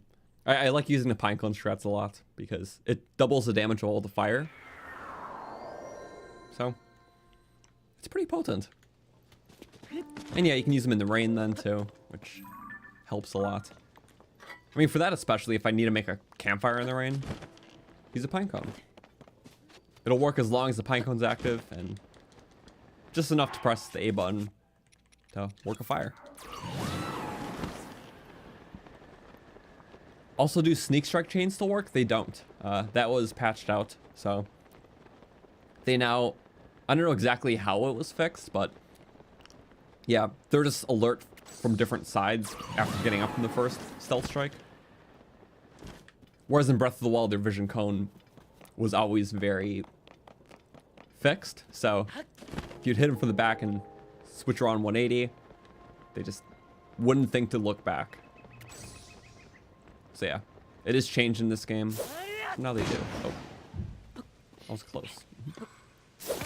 We should stop using that thing that breaks it. Yes.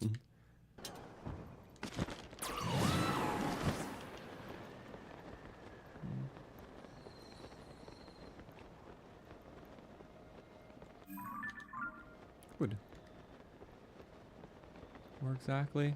Oh, little metal thing. Metal pinwheel. Is it stuck out?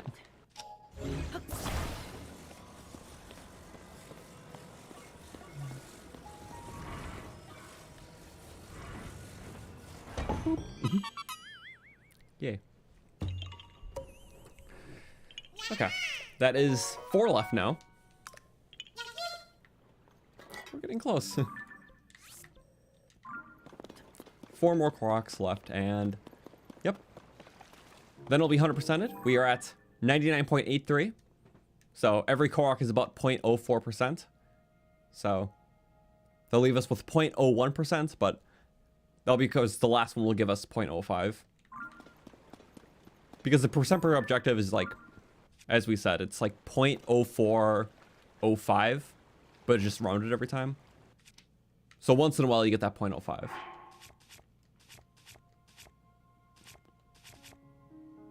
How do we make it over there?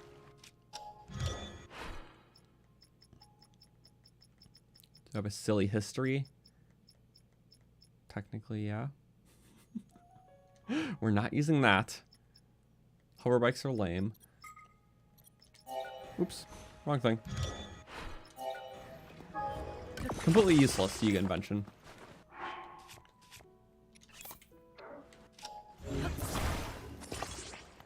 Bye-bye.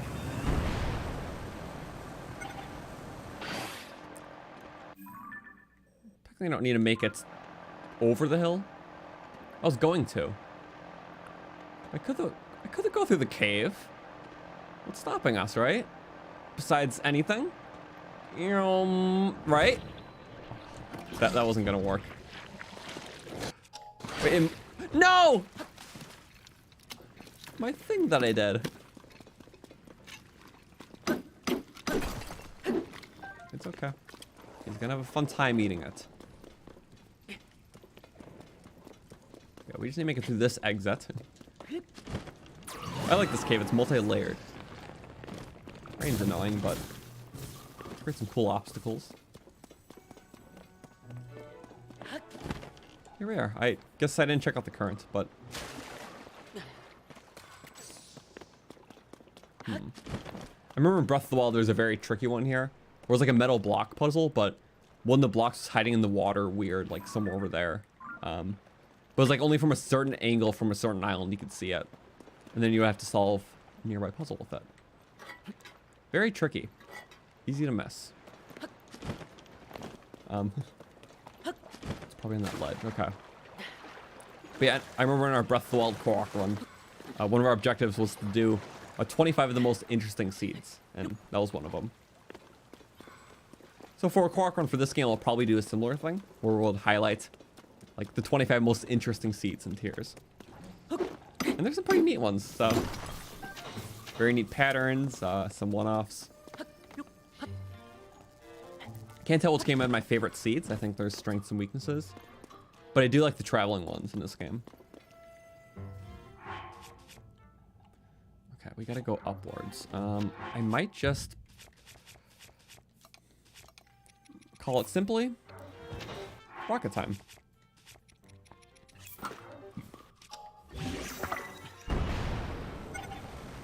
Yep. So it's just a matter of that. Okay. That is 3 left. So I guess our final count will be 579.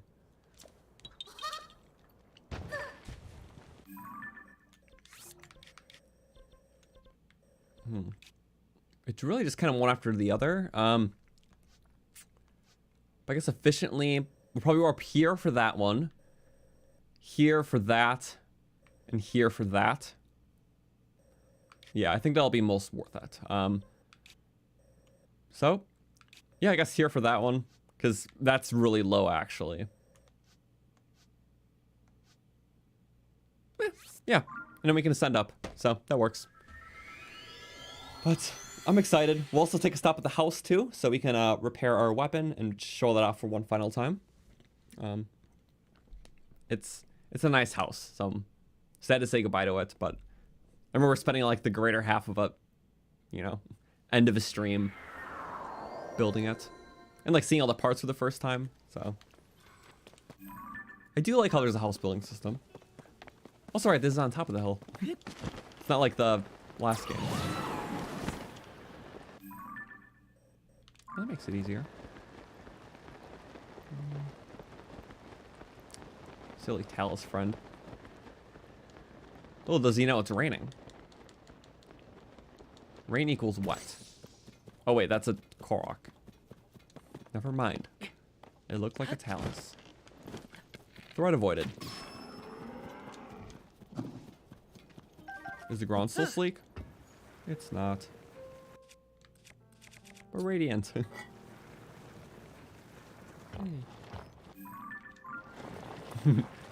The friction difference was very easy to tell. Bonk. Alright, what's new? Just a quick watering job. Okay. Big splash, but not super big. And we're just gonna go with the barbarian. A bit rough. Sorry. Rough way to go out, but efficient. We have it, we use it. You lose it.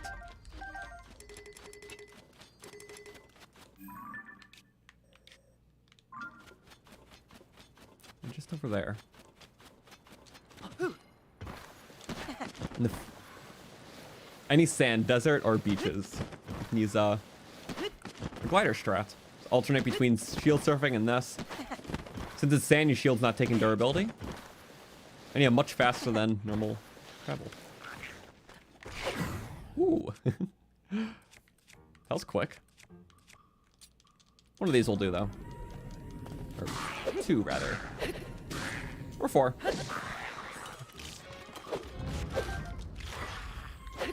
Check. Just a fake out and 2-in shot. He really is great.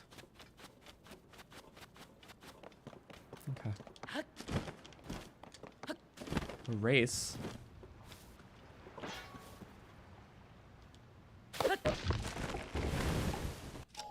Every race needs a bridge. Maybe that's the point of it. Just like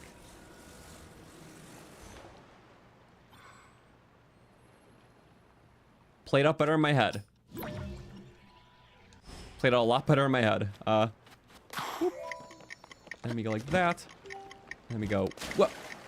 Totally. Perfect. That would have been the worst bridge. Boink. Through a drowning fate. Okay. 2 Koroks left now. Both in the same-ish area.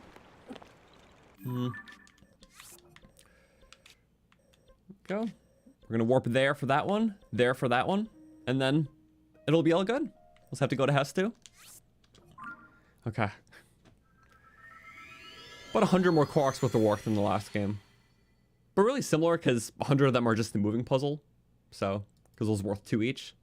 Still 900 puzzles. But the effort on top of everything else is what made it. In this game too, you have some of the sky ones. I forgot how many were in the sky, but I want to say it was around 40, 50. Interesting. Also, there was at least one in a cave. They're not usually in caves, but in the Gerudo Great Skeleton, there was that one. I don't remember if there was another one in the ice cave for that skeleton. Or at least the Gerudo one, there was one in the cave. So usually Koroks in the cave is not a thing, but I think the Great Skeletons break that rule. At least the desert one. So yeah, there is that. Is there a star fragment? Or no? No.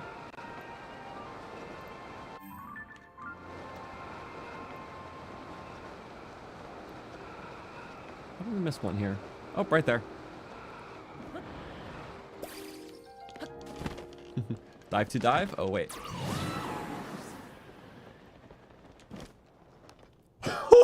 What? We were barely on it. The ball of our heel.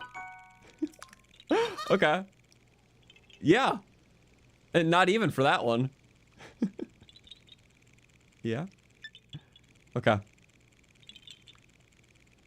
I saved the little silly moments. Just so I can compile them later. And then I can free space. Okay, we gotta free more space.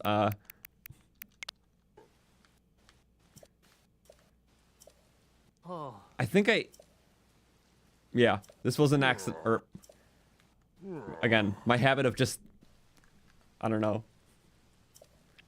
saving something I thought was silly in a moment. He was just being dramatic, and for some reason I hit that button. At like certain days, there'll be a habit where I just save a clip that is not a clip, and okay, now we have a free one. What's this clip? Oh, it was just me flurry rushing the thing over and over. This is the first time I got it to work. If you go in the rotation of the swirls, you can keep doing the flurry rush. So I just found that out pretty recently, actually. Sometimes it works if you stay in the same spot, like that. But sometimes it's easier if you actually like go and follow the swirls. So if you go right like that, that makes it work more consistent. So sometimes it's just to remind me of certain things. I didn't do that today yet. I was like, this is a cool outfit. Do I need to save that one? No. I thought this one was cool. This sword specifically. Yeah, I used to like mentally bulletin recent things and I delete them, so.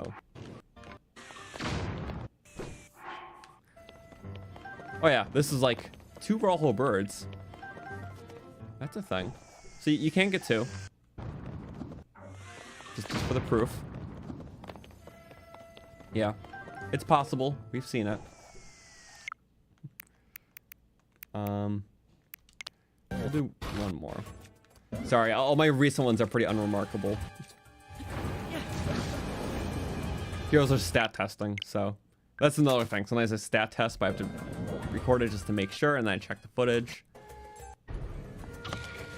Oh yeah, when I figure out you can flurry rush the slam down. So you can. It's a thing.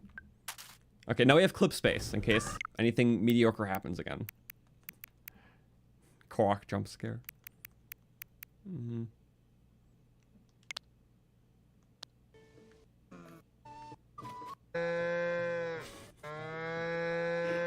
This one the dude is mooing in my face. Wait, I just randomly stopped. I just... It's like, thanks. I got in his personal space.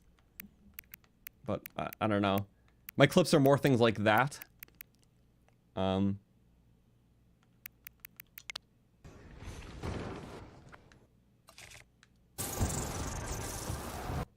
What happened here? Oh. This was stupid. Yeah. I try to hit him up into it. It's a lot of stupid stuff. If I actually compile stuff on my channel, I'll actually make sure to, you know, which I do want to do that for this playthrough and another one that I never put a compilation out for. Just to, like, you know, here's some cool, funny moments, even if they're a little silly or awkward. And that's more so the type of clips I got. Like, more of them are actually saved on the stream end and not like the Switch end. So the ones I clip on my Switch are more like awkward, funny ones. Well, the ones I have clipped on my computer are like actual, like, you know, clips. Why do I do that? I don't know. That's just how my brain works. Anyways, here's the final korok of the 100%, and literally the last thing. 0.05%. It'll be the last one. 99.95. And that's it. That will be the run. I guess before we do that, our final thing, we're just gonna check out the house. Repair the weapon. We can use that final weapon for the camp that's right by it, and then we'll have 100%. So, there we go. I had to say goodbye to it right before. So I think that's good. 999 Koroks. That feels nice to see. It's well earned. It definitely is. It'd be funny if we're just at 99.99. Oh my god. Wait, this is our third time 100%ing one of these Zelda games. By one of these, I mean Breath of the Wild Tears. Because yeah, Breath of the Wild will be 100%ed on both normal and master. Tears on the only. But, got a nice ocean view and open beach vacation home with my entrance with Mr. Sanke. Hello, Mr. Sanke. You're coming with me this time. But their famous chicken picture. They're clucking around. Moga likes to come in here. Bring horse in. Bring you in. Let's dress up a little cozier.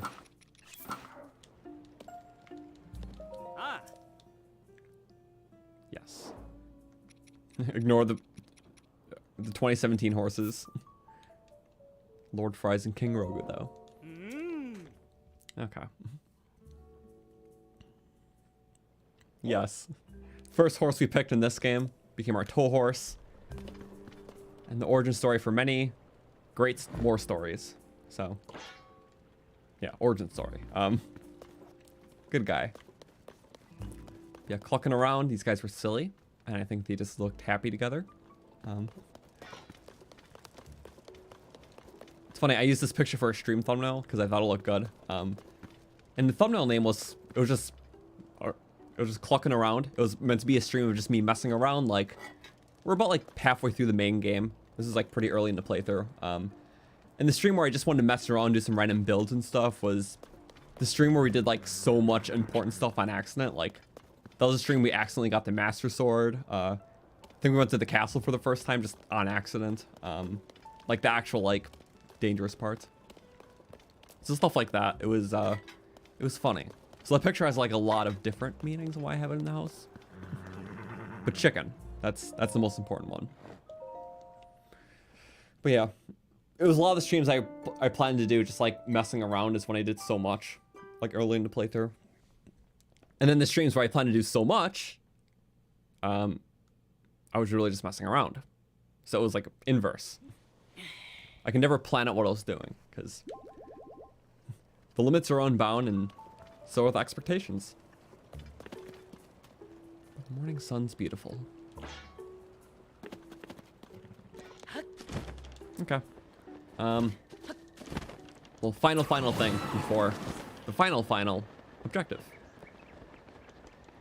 We're just gonna get our final weapon back because we have to have our inventory looking as it is. Where's the junk weapon? Sorry, Evermean. Wow. Splook. Fish.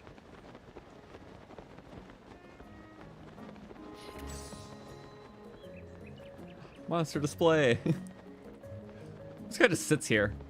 It's very supposed to get other ones, but I guess you can keep things like anywhere in this fence. Thought Horrible in Tunnel was funny.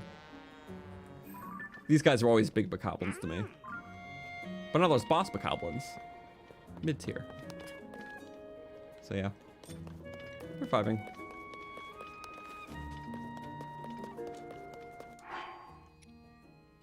But this thing. Break apart. Zip-za. Oh, not you. Zip-za. Break it down. Yes. Get our Zora shield back too.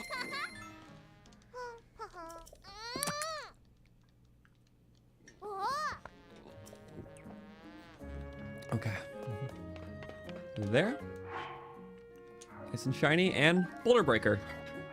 Yep, these ones are harder to repair because all the special weapons, which are the champion ones or the past hero ones, you gotta do that. But it's worth it because it's cool. And to preserve the shape, I always put this hammer on it. A rare talus heart would technically be better, but that is more guaranteed. I can always repair it right afterwards. Other hammer attachments like cover up the blade, which, I mean, I like the big chunky rock breaker that it is. So we keep it as such. And there we go, our famed weapon arsenal for this playthrough. It has one of everything that I need and everything that I like. So this exact setup will never repeat for anything else I'm doing. So thank you for carrying an awesome, very long, but very adventurous run of this game. And our first one, because this is our first playthrough of the game. It's just been ongoing. And ending today. So this save will be awesome to revisit for things if I'm just want to mess around for a second in a fully 100%ed save. Also use it for, like, you know, whatever from here, time to time. It's on my main Switch profile, but all other playthroughs will be different. And as soon as we 100% the game, we'll announce the next playthrough. So just right after this Korok, basically. Very excited too. I just want closure with this first, announce the playthrough, then we'll do the selling binge. So very excited. Without further ado, we just got to get out of this cave, which I don't know exactly how, because it's raining. That's not what we should do. We should break.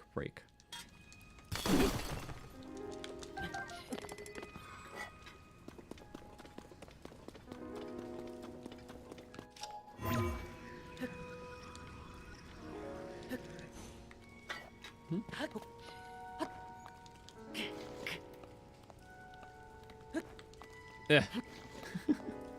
I love warping to this cave. It's my favorite one to warp to. It's problematic. Okay.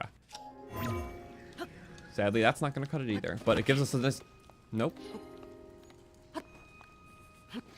Don't worry. One day, it'll work out.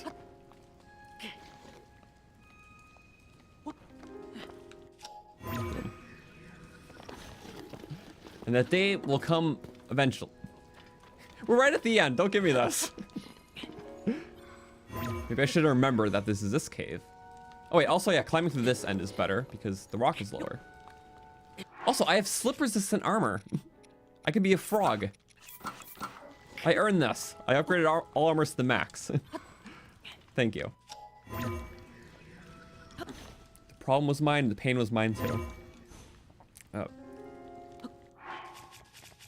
So here's what we're gonna do. When you struggle this bad, you have to make up for it. One second, I'll get to chat in just a second. I'm struggling right now.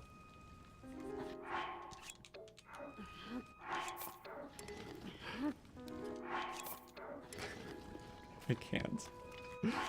It's not supposed to be like this. I just want the final Korok. I earned this. Okay. This is what we're gonna do. Is there an easier way? Probably. I'm just not thinking of it. Okay. Right.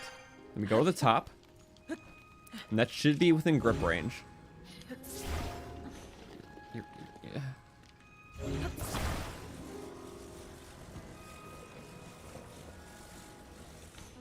Grip range. Oh. Actually, technically, yeah. on pure accident. That's pathetic. Oh well, I think recall exists. Okay. Now what we do is simply go back up a little bit. Just gotta be a little bit.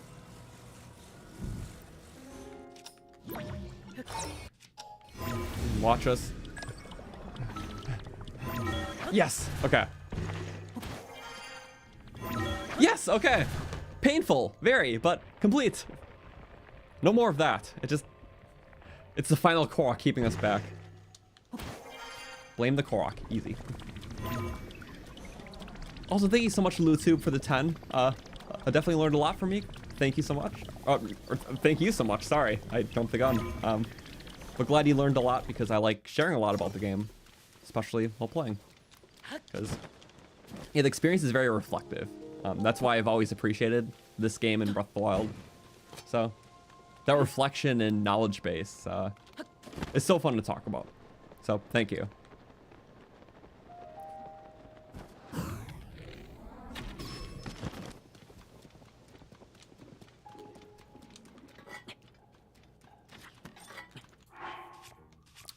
What do you want? Long range. This seems to be our final obstacle before the final korok. Couldn't be more annoying than what we just did. And then a crack. And that one, double boomerang. Just sucked up. As a froggy. Froggy only run. Boop. And hello the Phoenix. Now we're doing the stealth well. Right, this camp was here in Breath of the Wild. But now the skull's more cracked. Wait, I see a rock there? Ooh, wait. I have to actually take advantage of it.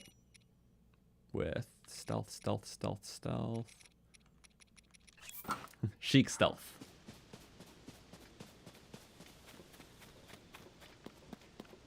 Okay. Be quiet. Just don't sprint. That's still loud. Hello, rock. Rock for me. Okay. Minimal damage. You really put the weakest bomb barrels there. Whose good was that for? Oh well. We got the Glue Master Sword.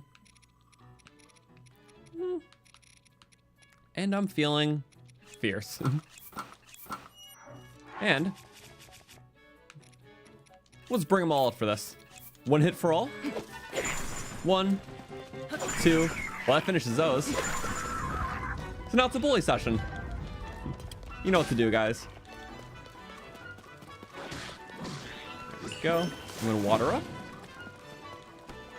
Use the opportunity to look close. Bye-bye.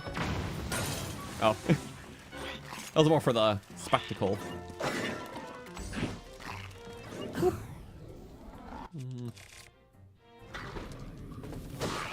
Just one.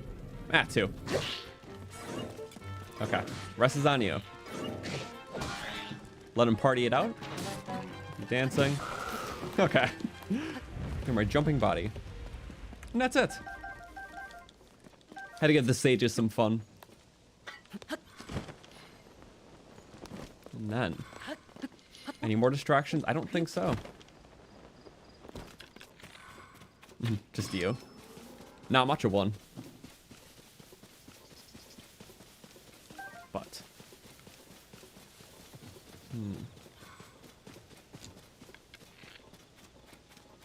Bird? See a korok there. We stopped halfway up the hill last time. Look at our map percent. 99.95. He's right there, apparently. I'm thinking it's going to be a pinwheel one. That seems likely. Knowing the game, it's either that or if it's on the side of the rock, it might just be a rock. Like a rock ledge. Was this a talus or? I don't know. Okay. Again, one of those dual rock clusters, which another Korok was on one of those earlier. We thought it was a talus, but it wasn't.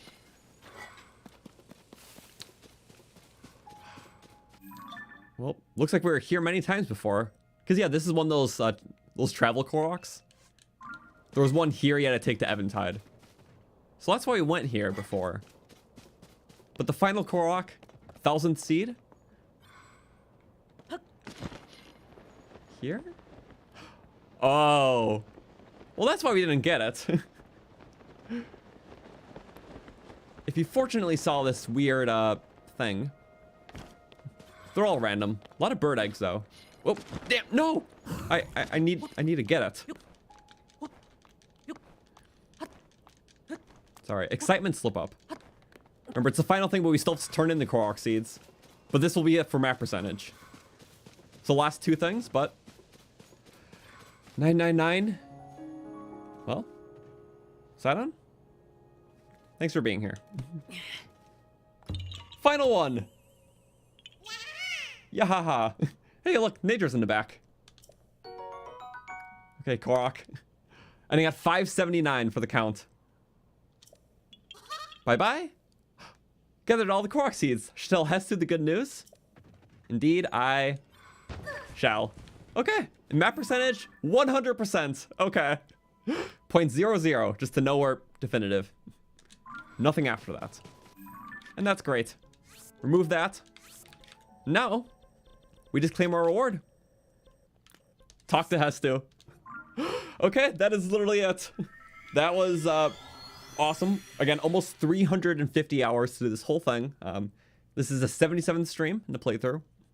Which, yeah, the entire playlist is in the description. If you just want to reflect, because it's been a lot. The first 30 streams were like the initial part, and then the rest is 100%ing. But it all led to here. Hestu. Gotta pop on a good outfit. What's a good outfit? They're all good outfits, so trick answer. There we go. With the green. Not really. To signify the end of tiers, we have to go with a tiers item. I like the crown. Gray hair. Wait, no, I don't want the gray hair. Indecisive final outfit picking. Thank you so much, Michael Duke, for the 5. GG, thank you. And thank you, Kush, for the 5. GG, love you, buddy. Love you too, man. Thank you for, yeah, popping in for this. This is, whew. You know what? Funny bird mask. I'm just doing a fashion show because I'm just admiring. We'll go with this one because it's been like my neutral one. And with the hood down, it looks so much cooler. But honestly, I don't know what the reward is. I'm assuming it's just Hestu's gift again, but I don't actually know. And I'm surprised it was never spoiled. I didn't want to say it because I feel like if I said it, like mentioned, I wonder what it is, then someone would say it, which I didn't want. But I collected all the Korok seeds. Amazing. I'm gonna sing. Amazing. Super duper amazing. Give you this. It's gonna be Hestu's gift. Did it get taller? Wait. I saw Hestu's gift, but that... The icon shape... Wait, I'm looking... I'm gonna pull up on screen. Hestu's gift. Breath of the Wild. I'll pull it up when I get it up. Yeah! I just Google image searched it, and... Yep. 3 rungs versus... 1, 2, 3, 4 rungs. For the extra 100 seeds. It went to something, so... Nice. I noticed that right away. I've seen that image too much before to know when it's different. I love it, Hestu. Watch you dance whenever you... Yep. See, it does have a meaning. You can share a class... You can do the classic ones. What? Oh, I didn't know that. I love literally not getting spoiled for things. But no, that is actually Tears of the Kingdom 100%. This is all key items. We're going to sort. Okay, that goes by that one, which makes sense. Medals of Honor. Everything. All's well. All is well. Sleepover tickets. Oh yeah, I have to do the stable thing. I have to turn in all the the pony points. We have 31 old maps, 34 schematics, 12 stones, which is the max. With the rest of the seeds, and yeah, everything else lines up. We have the full compendium, all armors to the max, 20s, 16s across the boards. Map percentage 100%, and then quests too. Well, you can't do those. 60, 31, 139, 18. That's it. I wanted to dance though, because I didn't know that. The usual. Red, green, blue. You know what? Feeling powerful. Triforce reference.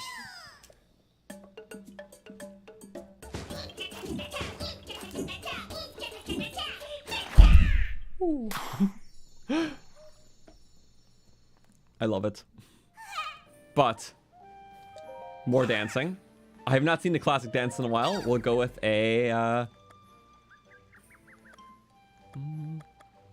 wisdom shield. Oh my god, classic dance and tears.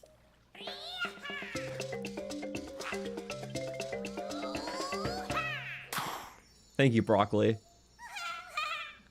Okay. I have not seen that in the playthrough in forever. And that one just in this playthrough ever, because classic dance. Okay. This is why I don't look those things up, because I didn't get spoiled for that or even the all's well. Which that one does nothing, but it's a very funny pun that I gotta just, I guess, realize first on stream.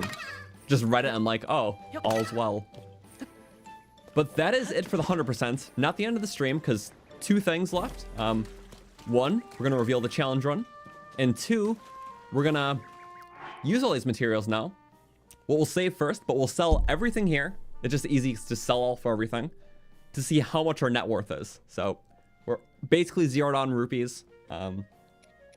Just sell all these. I'm guessing at least 300,000, but I really want to see what a full playthrough's worth of selling looks like to your rupee bar.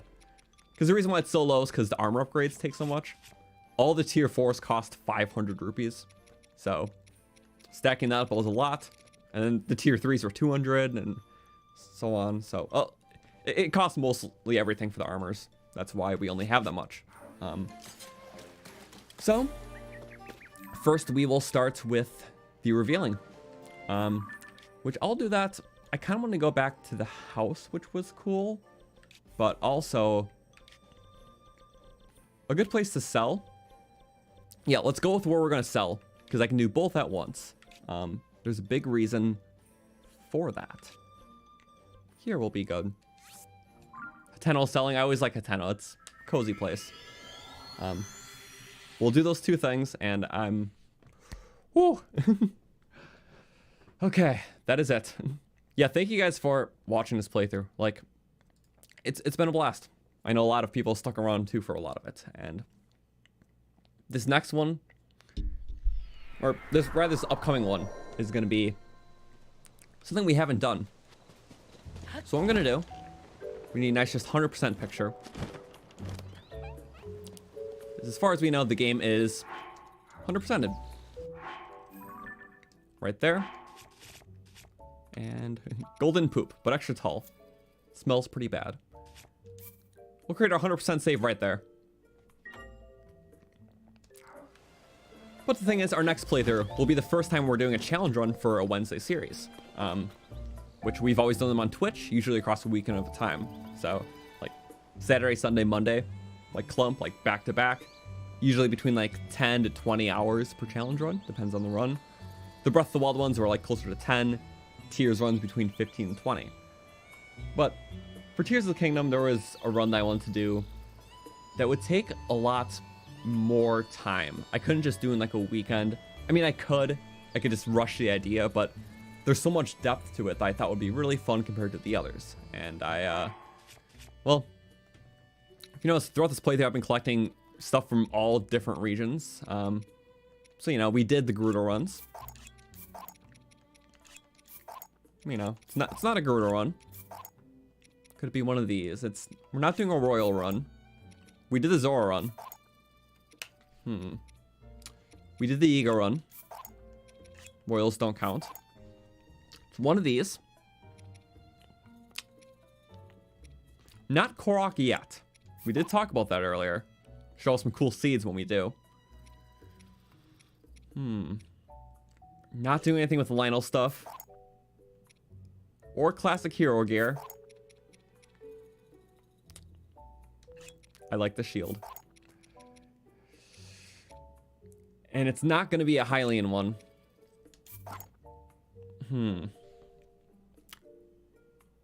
So, it's not going to be Rito yet either.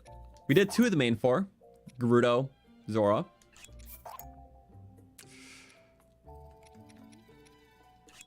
This just ignore it. Well, just to show. It's not Royal Guard yet either. It will be the Zonai run. The Zonai run has so much awesome stuff with, well, tons of cool weapons that actually radiates with the game's main theme and mechanic. You have the cool armors that go with it, from even the starting stuff, like that. You have the main...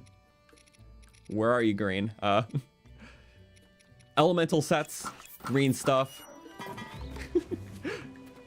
That was just for visual effect. But between all this stuff, and most importantly, the builds, which we can really use a lot of, the main thing for this run is pretty much all main content, so 5 dungeons and all 156 shrines, using only Zonai gear of all the different varieties. But between this combat, between using all sort of Zonai devices and builds, which I really want to prioritize, and using Minoru. So I think that'll make, obviously for the game's grand aesthetic, just really do it justice. Because doing it for just like a 1 weekend challenge run really won't. We can just rush it with just weapons, but utilizing the builds, doing different builds every week to conquer different dungeons in unique ways, I think will be the best part of it. So every Wednesday starting next week until we finish, which yeah, no rush to. It'll be like our next main playthrough we'll do every week. Well, it'll be the run. And yes, we will make a video of it too, like a condensed thing, but it might, that video might be split into 2 parts because there's going to be a lot more streams, so it'll be a lot longer of a run. Again, we're doing all dungeons, all shrines, so yeah, it'll be a challenge run playthrough. A lot of fun individual moments, but there's just so much to his own aesthetic. I think it'll be balanced out for that. So that'll be it. I'm very excited. I've been thinking about this for a while, and I was setting up like fun things to do with builds. Something is still holding off for this playthrough near the end because I was still trying to perfect it. And this way, yeah, as I'm learning the Zonai build system, I can incorporate that better into the runs and videos, and yeah, it's cool. So that'll be the run. Tune in next Wednesday for the very start of it. We'll be on Great Sky Island and working our way there. Also announced in a couple days, I'll make a community post. I'll officially post about it to everyone who isn't here right now. And yeah, reveal like the full rules and like little details about the run. But that'll basically be it. And I'm very excited to start it, and well, we'll have a great time with it. So first ever challenge run, Wednesday playthrough. Yeah, and then shrines for the Ancient Heroes aspect. So there's a few different armor sets that counts under it. The Zonai one will be the main one, but obviously archaic stuff will be a good start because that's Zonai. And then also counting stuff like Glide and the elemental stuff, which we don't utilize a lot because in terms of practicality, it's not always the most viable, but it does fit the Zonai aesthetic. And yeah, we'll go for it. So yeah, glad you guys are excited, it seems. We'll do other runs too, even alongside of it at some point. This will be the focus for the first couple of weeks, but yeah, there'll still be challenge run weekends here and there because, you know, this playthrough will be ongoing for a lot longer than the others. So, well, a lot longer than a single week like the others. I'm so excited. And to use the Zonai weapons again, because Zonai weapons are like really good like mid-game weapons, so it'll be very balanced. Because late game you're not really using Zonai weapons, so that's boosted my drive to do it more. Anyways, that is it for that. That'll be next week. But now to epilogue this playthrough off, selling. So yeah, if we sell everything in our inventory, what will we be at? So let's get started right now.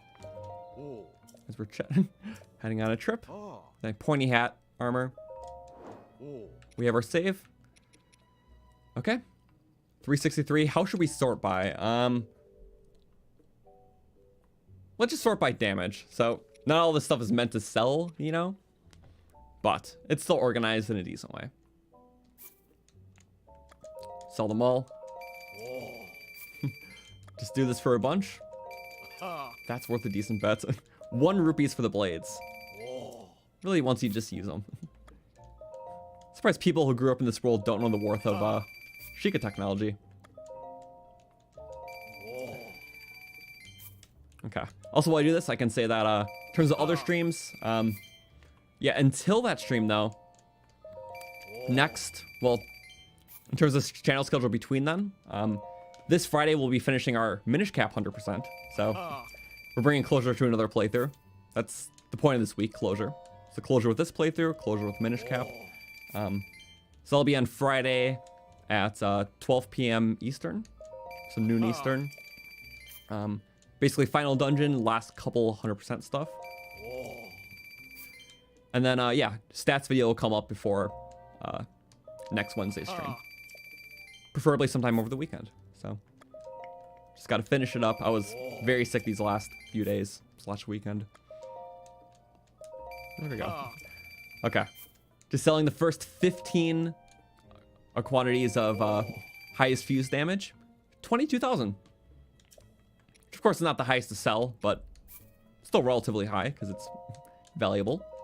To answer questions while I do this, the stream will be on YouTube, yes. So all of our Wednesday night streams will always be YouTube. But Twitch are just always to be announced, a type of thing. So Twitch is usually challenge run weekends. So like a normal challenge runs besides this. And then once we do like one-off streams, like if we're streaming like Pikmin or something, which is very rare when we do those. Those are usually just kind of on a whim. So I can stream random stuff once in a while, but not notify everyone who likely doesn't, you know, care about it. Because, you know, side silly things for people who really want to see the side silly things.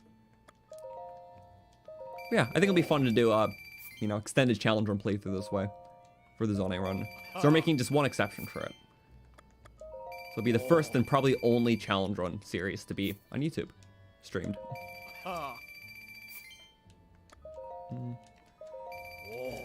But yeah, I love to do other things in terms of other Zelda games to play, because we're obviously Tears of the Kingdom 100% now done. The next Zelda game I want to replay, and it'll be actually the only other 3D Zelda game that I haven't 100%ed, which I can now say, because we 100% of this, is Wind Waker. Because yeah, I 100%ed every 3D Zelda game once, if not twice before, besides Wind Waker. So, we're going to do that. We're going to do the HD Wii U version. And it'll also be my first time doing it on hard mode, or hero mode. So we'll do that too.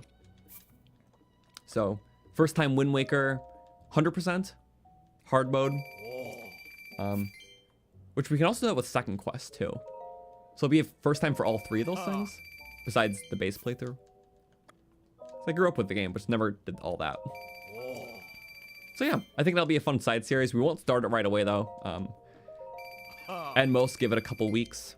Like you know, no rush to do that. Just kind of when the passion strikes, which will be soon. But yeah, Zone A1 will be our focus on top of figuring out stuff for other videos too. So yeah, I'm just excited because yeah, builds is a big thing. So I didn't want to just rush a Zone A1 by, you know, doing it in a weekend, just making some half-ass things to do some basic challenges. It's like, no, you can really go all out with the Zone A1. Like, build like an elaborate build per dungeon segment or 2. It's like you can think of each dungeon segment from a completely different angle by like having a couple unique builds to it. Like for the Zora segment, it's like, what sort of contraptions can you make really well with low gravity and then against the sludge? So that'll be a big thing to keep in mind. A lot of stuff with fans, rockets, and hydrants. The fire stuff you can do a lot of different things with. Even hydrants for that to keep you cool during it. But yeah, since we're focusing on upgrading our energy capacity and the Zone A armor, builds will be easy from an early point.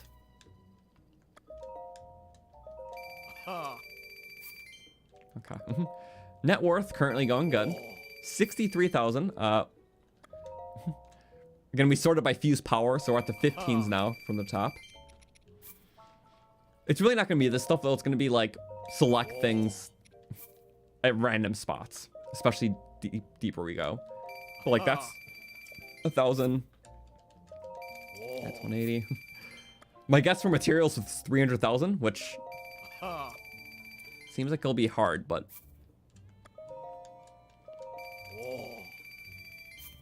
oh well. Seems the keyword.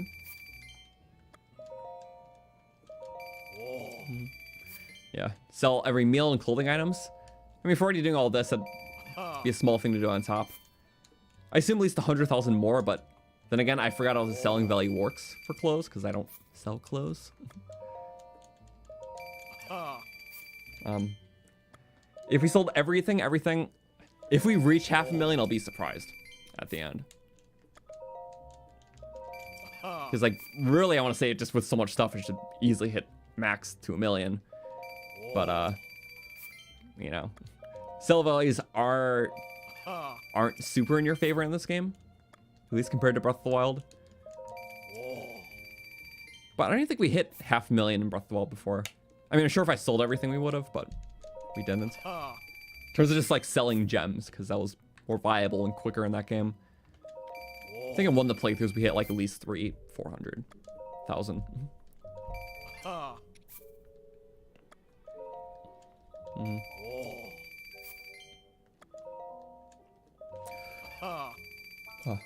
Amiibo run for tiers. I know everyone liked the Breath of the Wild ones. Mentioned it before. When I find a way to make the Amiibo run fun for Tears of the Kingdom, I'll do that.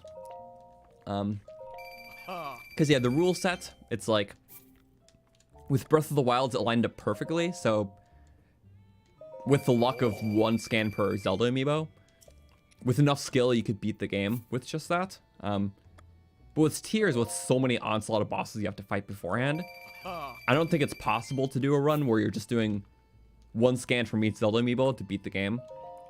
Because you just have so many more things to hit through.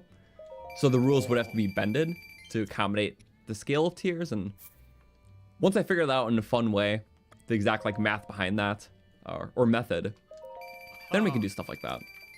So the Breath of the Wild one just lined up perfectly, where like the amount of health you would have to hit through bosses, versus the average amount of damage you get per drop per Amiibo, lined up in a way where Amiibo run's more viable, if that makes sense.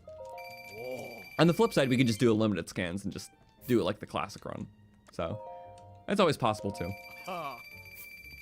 So yeah, we just have to find a rule set that works with tiers specifically. Also, okay, we're in the 100,000s, which is good. Oh, we're getting to the ambers. Now this is like the stuff that I'm like just paying attention to.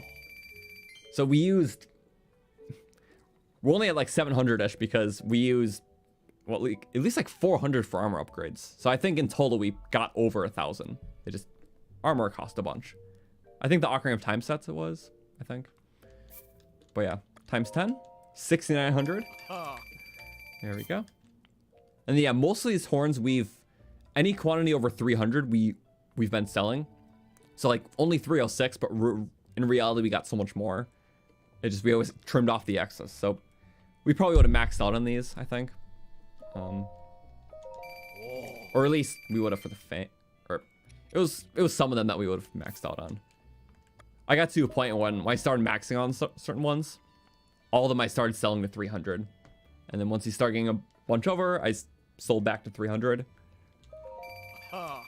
Just like, I don't know, have a trophy quantity.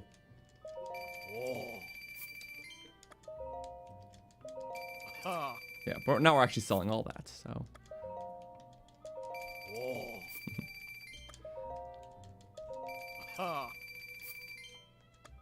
There we go.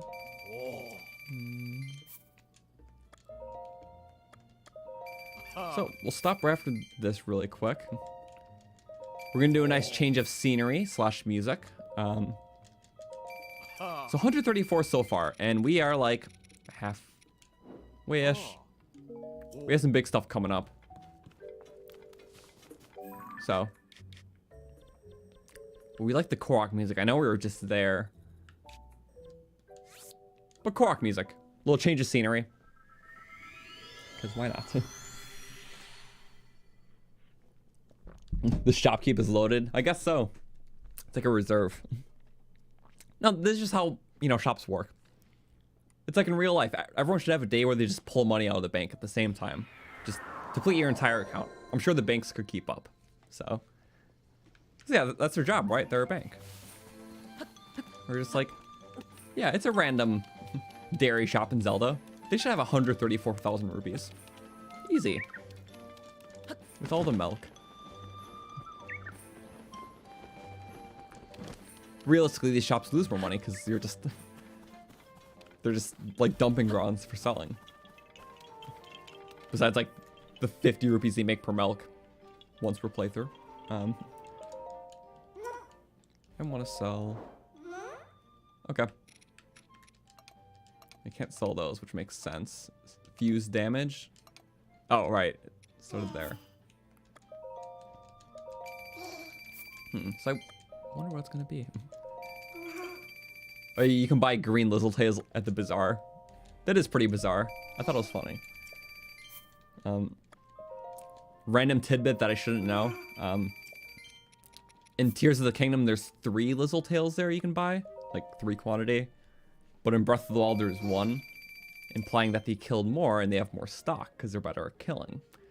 Such a stupid detail that I shouldn't know. I just play the game too much to know what some of the quantities are. So it's like, most of them are the same, but specifically the Lizzletail quantity at the bazaar has gone up since the 2 games. Why do I know that? I shouldn't know that. That is such a useless piece of information. But I know it's because my brain is tainted with Zelda. So, yay. I hate it. But it's awesome. I don't know. It's like little things like that. I mean, I know it's a gameplay thing. Because it's like, tails are more useful now. They're whips. Cool. But yeah, micro changes too. In the areas where it makes sense. Sometimes things were like spot on from the last game though. Even like certain odd enemy placements that I remember. Sometimes it's like a random hillside full of like enemies, like near like the hillsides in like Lake Hylia, like south of it. There's like a very odd area with a bunch of Lizalfos just on the hillside. Like some of those placements are like exactly the same from Breath of the Wild that I remember. It'll be like obscure ones. Or like there's a Bokoblin patrolling a bridge in the Zora area that's the exact same. Like most enemies change, but there's like a lot of key placements that stay the same. But I know it's because I fought those guys numerous times before over the years. And it's just the curse of playing so much Zelda. You know, some people just kind of kept their post for that many years. They were the most dedicated of Ganon's crew. Lore. Haha. Okay. We're good part with the inventory. I said 300,000 for all the materials. Some people predicted all, but I was like, no, it can't be. We have a little bit more if we didn't sell other monster parts, technically. But not that much more. Is it even like stuff like this? Just like bright caps, which I want to think about selling. There's a little over 2,000. That makes a dent.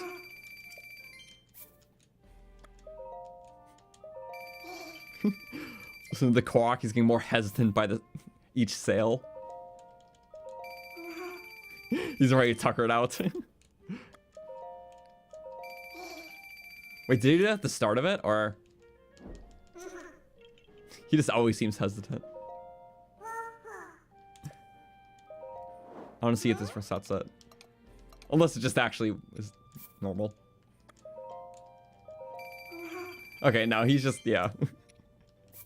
He always says that. Yeah. Yay. Yay. Guess I gotta pay my loan shark back. Haha. Oof. And yay. Gotta see the money. Gotta go it up. Gotta get up.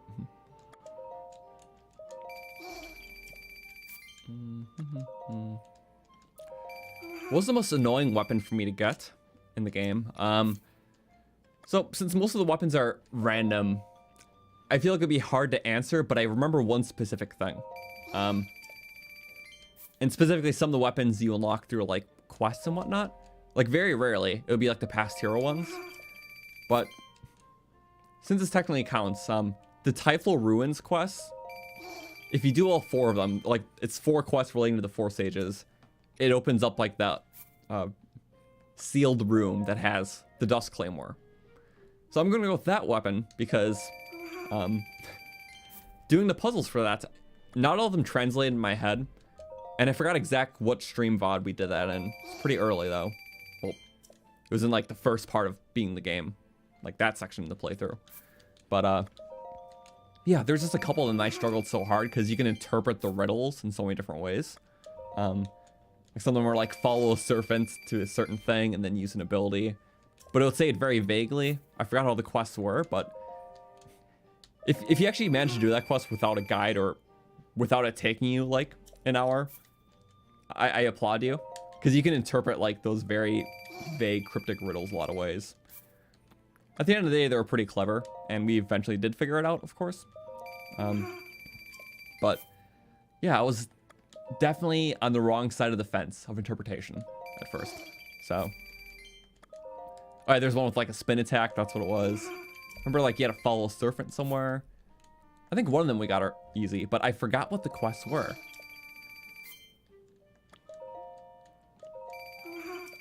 Never gotten the hang of standing on the mark spot for a charge attack circle. That's what that was, wasn't it? Okay, it was like do a charge attack. Well, yeah, one of them was doing a charge attack with Sidon's ability on a set spot. That's what the riddle's alluding to. I forgot what the wording was, but the reason why I didn't think of it is because at the point in the playthrough, I knew that doing a charge attack with Sidon's ability wouldn't do a special attack.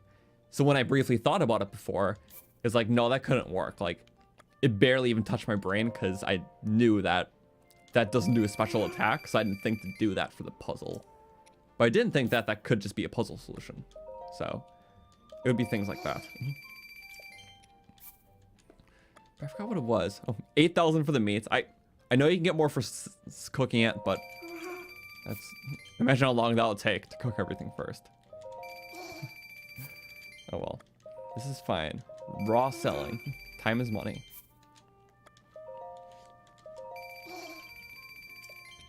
Man. Speaking of puzzles, I always like the riddle stuff. Breath of the Wild definitely have more riddles, but the riddles in this game I really love, so that was cool. But I think my favorite one that was like a good complexity without being too overbearing for me, was the one with the shadows and the Thunder Plateau, where the riddle said something along the lines of connecting 2 shadows, which is interesting because it's like, you're like, wait, connecting shadows? Oh, you connect shadows by making a bigger shadow. And it was like 2 faraway spots, but you kind of just build whatever, and you'd have to use the direction of your sun in the favor. So it's like, how are you going to do it depending on where the sun is? And you made like a shadow bridge. So I thought that was unique. I really like that. Then there's like another one where you had to make like a key out of ice. I was just talking about, you know, making like ice platforms and inserting them in like certain size slots. I struggled a little bit on that one, I remember, but that was still a cool riddle. Yeah, not many riddles in this game, but I still liked them. Then again, that's fine because I wouldn't expect this game to follow the same puzzle format as the last one. So like Breath of the Wild had more riddles because Cass. Like Cass was the main character that was meant to give you a lot of the game's riddles, and I thought that was a cool delivery of that type of puzzle. So more riddle puzzle solving was tied to Cass in that game, and it'd be cool just exploring the overworld and hearing those hearing the music, and you kind of knew what was coming. It was a really exciting feeling hearing Cass, so in the distance.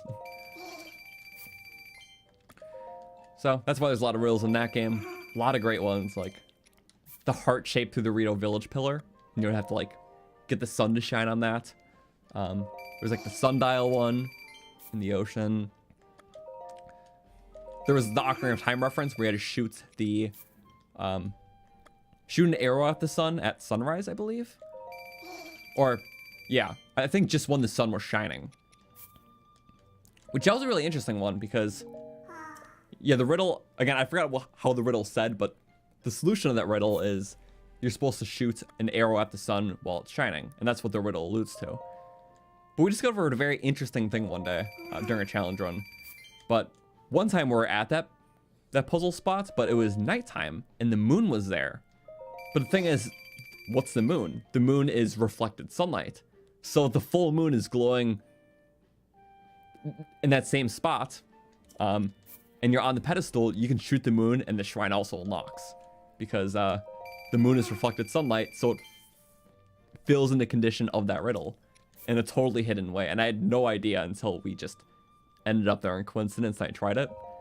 So, yeah, that one quest, it's by the giant hole in Gerudo Desert / Highlands, where the tower was in Breath of the Wild. Yeah, a cool solution to that. So yeah, either sunlight or moonlight works for that. Yeah, again, forgot exactly. I'm reminiscing on them, but it mostly makes sense. Okay, save the gems. There's actually not a lot of them, so it's not gonna be that special. I forgot. Armor upgrades. We used like all of them. We would be millionaires if we didn't do armor upgrades, but I value the armor. That's gonna sell for worse. Woohoo! Okay, I'll take 45. Again, I said 300,000 for all materials, and it seems like my assumption might be pretty close, actually. I don't know how much deeper we have, but...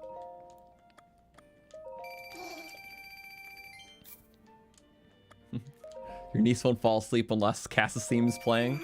That's the perfect music for anything. Sleep, mystery, adventure, or riddles. So, I just like his theme. Screw you, Bright Blooms. Sorry. We were talking, I think, last stream about favorite like character themes in the series. In fact, we're talking a lot about the last games in the last stream. A lot of Q&A with that. It was very fun. But yeah, Cass's theme is one of my favorite character themes, easily. I think it just makes him such a standout character in, you know, a game where most of the characters are voice acted, the main ones, and the most likable ones too. Like Cass is like that cool, like classic Zelda character. Never has any speaking lines. He's not a main prominent part of the story, but you feel that good energy around him, and it always feels cool to find him again. So I love characters like that. Zelda series has always been about that, and it was kind of a nice, I guess, sense of, you know, I guess classic appeal with Cass. Like, he felt very much like kind of like past Zelda characters, and why I like those separately from like the new like Tears of the Kingdom or Breath of the Wild ones that, you know, are more fledged out and voice acted and stuff. Which I love a lot of those, but Cass is like a really good modern example of a more classically done character in like this newer setting. So Cass is awesome. I love him. Also, yeah, it's really fun chatting. So thank you guys for being here, and you know, love doing more of this. That's why I've always enjoyed the Wednesday streams, because we've been doing once a week streams ever since 2018, actually, which is long before most of you guys joined, because it's an eon ago. But I mean, back when we did those, it wasn't always Breath of the Wild either. It was Breath of the Wild always since like 2020, I would say. But you know, always having that once a week was fun. I'm ending there because I want to do a different area, just to diversify. We'll do Reno music. Just change up the vibe. Do the rest bit of material selling, and then we can see, yeah, armors and maybe cook foods too. Revali's theme is the best. Yeah, sorry. In fact, literally thinking about Cass's theme made me think about Revali's theme, and that's why I inadvertently picked this area. So glad you said that. Because yeah, Revali's theme is one of my favorite character themes too. So. Okay, what's my favorite Tears of the Kingdom armor set that was not in Breath of the Wild? I really love the glide set. It encapsulates this world very well, and the extra scope of it, and speed of traveling through the different layers. So yeah, functionality-wise, oh, glide set, easily my favorite. Aesthetic-wise, I love the frostbite, which for many months in the playthrough, it's been dyed different colors just to diversify, but I never changed it back. But I'll be making a return in the zone I run, so I'm fine with that. But I love the blue in it. That would normally be there if it's not gray. Yeah, if you notice in this playthrough, I guess one more thing I can speak on. Pretty much all the Breath of the Wild sets are dyed different colors because since it wasn't Breath of the Wild, I wanted it to feel different from that game. Seeing if I would normally never dye them in Breath of the Wild, it's like, okay, it's not Breath of the Wild, let's make it look like that. So Zora armor went with a lighter thing. That was kind of neat. This one I didn't really care. Yeah, I just don't even touch that one ever. This one I just dyed a darker blue for the middle and bottom part. It's barely a difference, but if you compare it side by side, it is. I think it just looks kind of cool that way. This we have our this is our swordsman look. I always love it with this. We're a pirate. One Piece. So I like that one. This one we dyed brown. Also looks good in the gray, but it changes the paint on the skull, so I like that one. This I almost always dye black. Because when you dye it black, it radiates more because since it's darker at the base. Also, when it's not glowing, it has like a red hue to it, so that's kind of cool. It looks a little cooler when it's not glowing, and then when it is glowing, it's more prominent. Green for Froggy. And then white, I don't know. Honestly, I almost forgot what this one looks like at base because we did this so long ago. Kept those safe. This one's like a hybrid set because you can't dye these pants. Although that looks fine. It still has the blue shoes. You could dye these pants, so it's kind of like godlike look. Looks cool with Zonai stuff, but we only have some Zonai stuff. Zonai stuff I kept. And yeah, pretty much everything else is like good. But dyed what we could. Thought it was cool that way. And then this we dyed crimson. So it looked less accordion-y in the arms. Yeah. Just look more neutral. But yeah, just Flamebreaker. Nothing too fancy. Oh, yeah, the Rito set. Oh my god. Yeah. So this one actually does look... Here, I can compare this one. Rito and Gerudo are the two I forgot to show off, but those are like the two ones I meant to. So let me do that really quick. Yeah. So if you compare it, I forgot exactly. I think it's red at the top and light yellow at the bottom. Headpiece might be red too. I don't remember. Is it? Or I think it's base. It is base, I believe. But this, it makes the arms lighter and then increases or changes that red sash thing around me to blue. So I think that was a really nice contrast that made it pop. And that's the main reason why I did it. Because that looks really nice with the different pattern for the legs. Has that darker pattern, but fits nice with the blue sash and like the brown part above. Is sash the right word? I don't know clothes. I wear t-shirts. I don't know clothes. Not like this level. But I thought this one was a cool way to elevate it from the Breath of the Wild look and what I was used to. While still staying very true to it. Because dying can throw off like the true sort of appeal of it sometimes. But I think this set was like a good mix. And then for Gerudo, I wanted one to complement the arm. So I went with this. Crimson pants. I think that's a black top. But it kind of fits the other arm with like decayed. It's like elevated. I don't know. In its own way. And then crimson top. Some pieces I don't dye too much because sometimes if it's multicolored, it'll dye all that one color. Like the Gerudo headband is usually red and green. But dyeing it any other color just dyes both the same. Biggest example I can show is this. So this is a base one for the Sheikah one. It's blue mask and red sticks, but any other dye for the headpiece will dye both the same. So sometimes they try to complement what that mask is or what that one is that could be overwritten. So that's why I went with this one, because if I dyed like a completely different color, I dyed the top part like white, let's say, it'll be white mask, white sticks. But the only way to get a dual toned is by keeping it base. So I went with chest and legs that are single tone dyes. Yeah, a little finicky, or picky rather, but I can be a little picky. It's my game.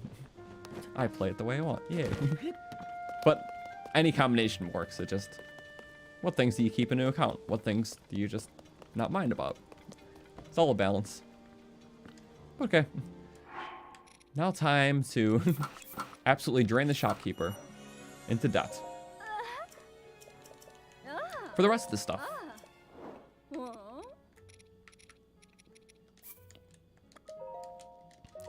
There's actually not much left. I don't think we're making it to 300,000, but we'll see how close we got. Do the real set in navy. Figure out because it looks more like Rivali. Okay.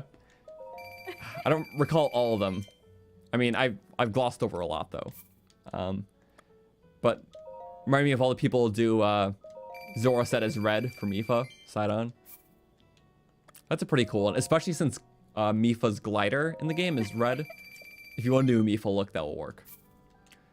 We were originally thinking about doing that for the Zora one for like an end thing, but we didn't. Because I guess we didn't get Mipha's glider. And plus, I rarely change the dye color for challenge runs, since it's like, I want to be true to that. I think the only challenge run where I changed a dye color for one of the themed armors that we did was the soldier run. Because for the soldier run, it's like the soldier set. But we had a thing in that run, since there's soldier weapons and also knight weapons that were like in that similar look. For the first half of the run, it was soldier stuff using soldier weapons and that armor. But the second half was knight stuff because we like rank up after certain tasks. It was very fun. But when we ranked up, it was knight weapons, and then the knight armor dyed black. So it had a really cool look with it. It fit like the knight vibe more and like the trimming on those weapons. So that time it worked very well. And the run was like split into like sections like that. So it fit the scaling of the run too. So yeah, I like how challenge runs, especially theme runs, can be customizable. That's also why I, you know, put a decent bit of space between them all. Like throughout this entire process ever since I started doing theme runs, which it's been a little over 3 years now. Very fun a time period, of course, but yeah, I never want to do one back to back, like just week after week, because it just ruins the spirit. It's fun when it's just like something I'm kind of thinking about for a while. Like I'm thinking about the next run, what sort of challenges I could do for it, hyping up for it, and then yeah, utilizing all that and just having an awesome weekend. So in this case, it'll be an awesome next playthrough since it'll be once a week with the Zona run. So, but yeah, we'll do the other challenge runs for tiers too. Those will be on our Twitch. We'll usually announce them a week in advance, or week to a few days, a weekend at a time. Nothing these next few weeks though, because it'll be me focusing on the Zona run. But I'm sure there'll be a weekend even, you know, during the grand scheme of the Zona run where we split away to do another challenge run. So there'll be a time where we're doing the Zona run, a continuation one of the Wednesdays, an entire challenge run that weekend on Twitch, and then back the next Wednesday with more Zona. So gonna be a lot, because 4 dungeons, all shrines, that's a lot of stuff. But yeah, we'll do that. We'll make it into a video too. Video will have to, there's gonna be so much stuff that won't be in the video though too, so much stuff that will, because there'll just be a lot of stuff. So I don't know, I never edited a video like that, but it'll be fun. Because yeah, the challenge run videos that you see are from challenge runs that are like, you know, like 10 to 20 hours long, not like 100. But okay, final count for just materials. My estimation was 300,000. We are not as close as I would like, but we're not too far off. So 245, 299.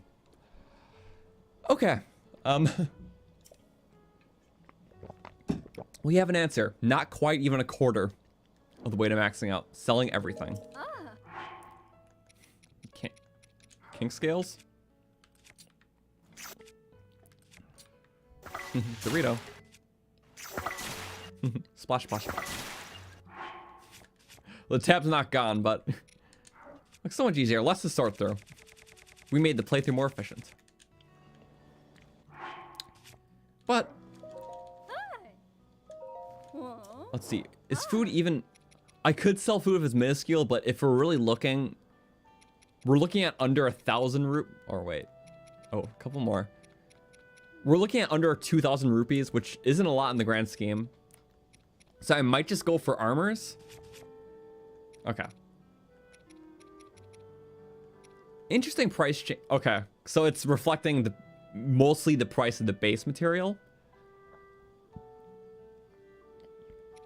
And then obviously each cell tier adds more. It's seeming like it.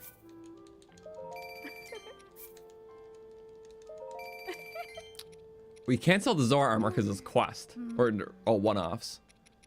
Which means you can't buy it again, which makes sense. Okay, still gonna sell it. At least sell upwards like 1,000, which is good.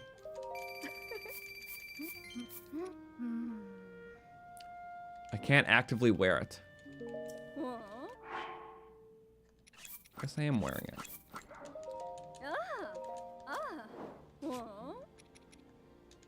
Okay.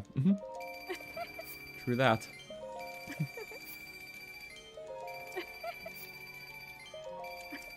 Trying to get max rupees, just our max potential, net worth. Although, of course, if we never upgraded any of the armors, literally if we never upgraded any of the armors, and we just had all those materials from this stuff instead, I'm gonna make the claim that we would hit 1,000,000 rupees. Because one, upgrading the armors, all the final upgrades were 500 rupees. Second one is 200, 700. I think it was 100. It was 50 for the first upgrade, 100 for the second, 200 for the third, 500 for the final. So 5, 6, 7, 8, 850 rupees to upgrade each thing. And at most, we're only getting like maybe like 200-300 rupees more just for selling that. I'm not sure the exact conversion, but you know, we would definitely get more rupees if we just never upgraded them. Just in the case of this example, because it's like if something costs one price, you can only sell it for half the price in the game. Conversion is always different, but between that and the actual materials, instead of using them for the armor and just selling them straight up, especially for a lot of those gemstones required, I think, yeah, between that and the rupees you save through the fairy funds, we might have 1,000,000. But obviously, what's the fun in having non-upgraded armor? So yeah, we can really deconstruct our net worth. Like a useless armor selling for 1450. I'll take it.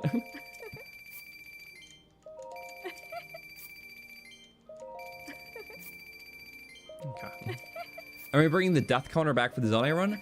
I mean, technically, we did have a death counter for this run, but for the sake of it being the first playthrough, when I was streaming it, I didn't always have it on stream because it was a new game. I want to have as least overlays as possible for less stream clutter. So it's like a new experience for everyone watching, and myself included. Less stream clutter, more immersion is better. Don't I have it like right? Oh wait, sorry, a bunch of random overlays. I haven't activated forever because we have not died since like half the playthrough. So it's not 24. That was from the last one. 69. We literally just have not died since that. Pure coincidence. So yeah, that is the death counter. It's just I've been hiding after the deaths. It's in the description though, so I'm not hiding it. It's just for like, you know, you didn't need to see that for the last 4 months unupdated, just taking up space. But maybe for the Zelda run, I mean, challenge runs we keep it on, but it's like, yeah, there's more of a challenge run playthrough. Well, we'll probably keep it on for that. So yeah, because realistically, if you're in a 100% playthrough, you're gonna hit a point where you stop dying, because you're just getting so stacked up with everything. You're always knowing where fairy fountains are and having a good gameplay flow. So yeah, like there's just a point where, you know, the deaths slow down a lot, and then basically a point where they just stop. And that's happened with like pretty much every single playthrough like this. Maybe once in that stop there is a death, but no, for the grand second half of the playthrough, a lot of the times no deaths. It's pretty normal, so there's no sense in having a death counter for that. But the Zonai run won't be 100%. So we'll have it up for the whole playthrough then. Because I'm sure there'll be many funny deaths. And all important to track. How many hours in the whole playthrough? It is almost 350. The exact, at the start today, it was technically 340. So we're 3 hours in, so 343. So I guess that'll be the ending count. 343 and then some. Also, speaking of count, 300,000 rupees. Yay. Which, yeah, we'll keep objectives in the description, which in this playthrough, I always tried to do it before every stream. You know, put in like a loose objective what we're doing, current counts of, you know, Koroks, caves when that was an objective, shrines, all that. Which I'll do that for the Zonai run too. So like, I'll make sure the shrine counter is there, death counter, whatever other counter I need, a dungeon counter. Just so if you're enjoying the stream and it's not, you know, right at the beginning when I'm overviewing things, you can just, I guess, catch up. That's, I guess, the best I can do. It's like I'll put the minimum amount of context to a stream whenever I can. So, yeah, I'm very excited for the playthrough. As soon as we finish all the armors, we will be wrapping up because that's the end. 100%ed. I'm not keeping the save, by the way. I'll probably keep the save when I do like stats testing. I'll probably use the save like I have been. And who knows? It's my main profile, so it's like the save will always stay with me. So yay! I don't want it in this state where I have everything sold. Where were we at? Almost. Okay, it was like 320 or 224 ish. So all armor so far is over 100,000.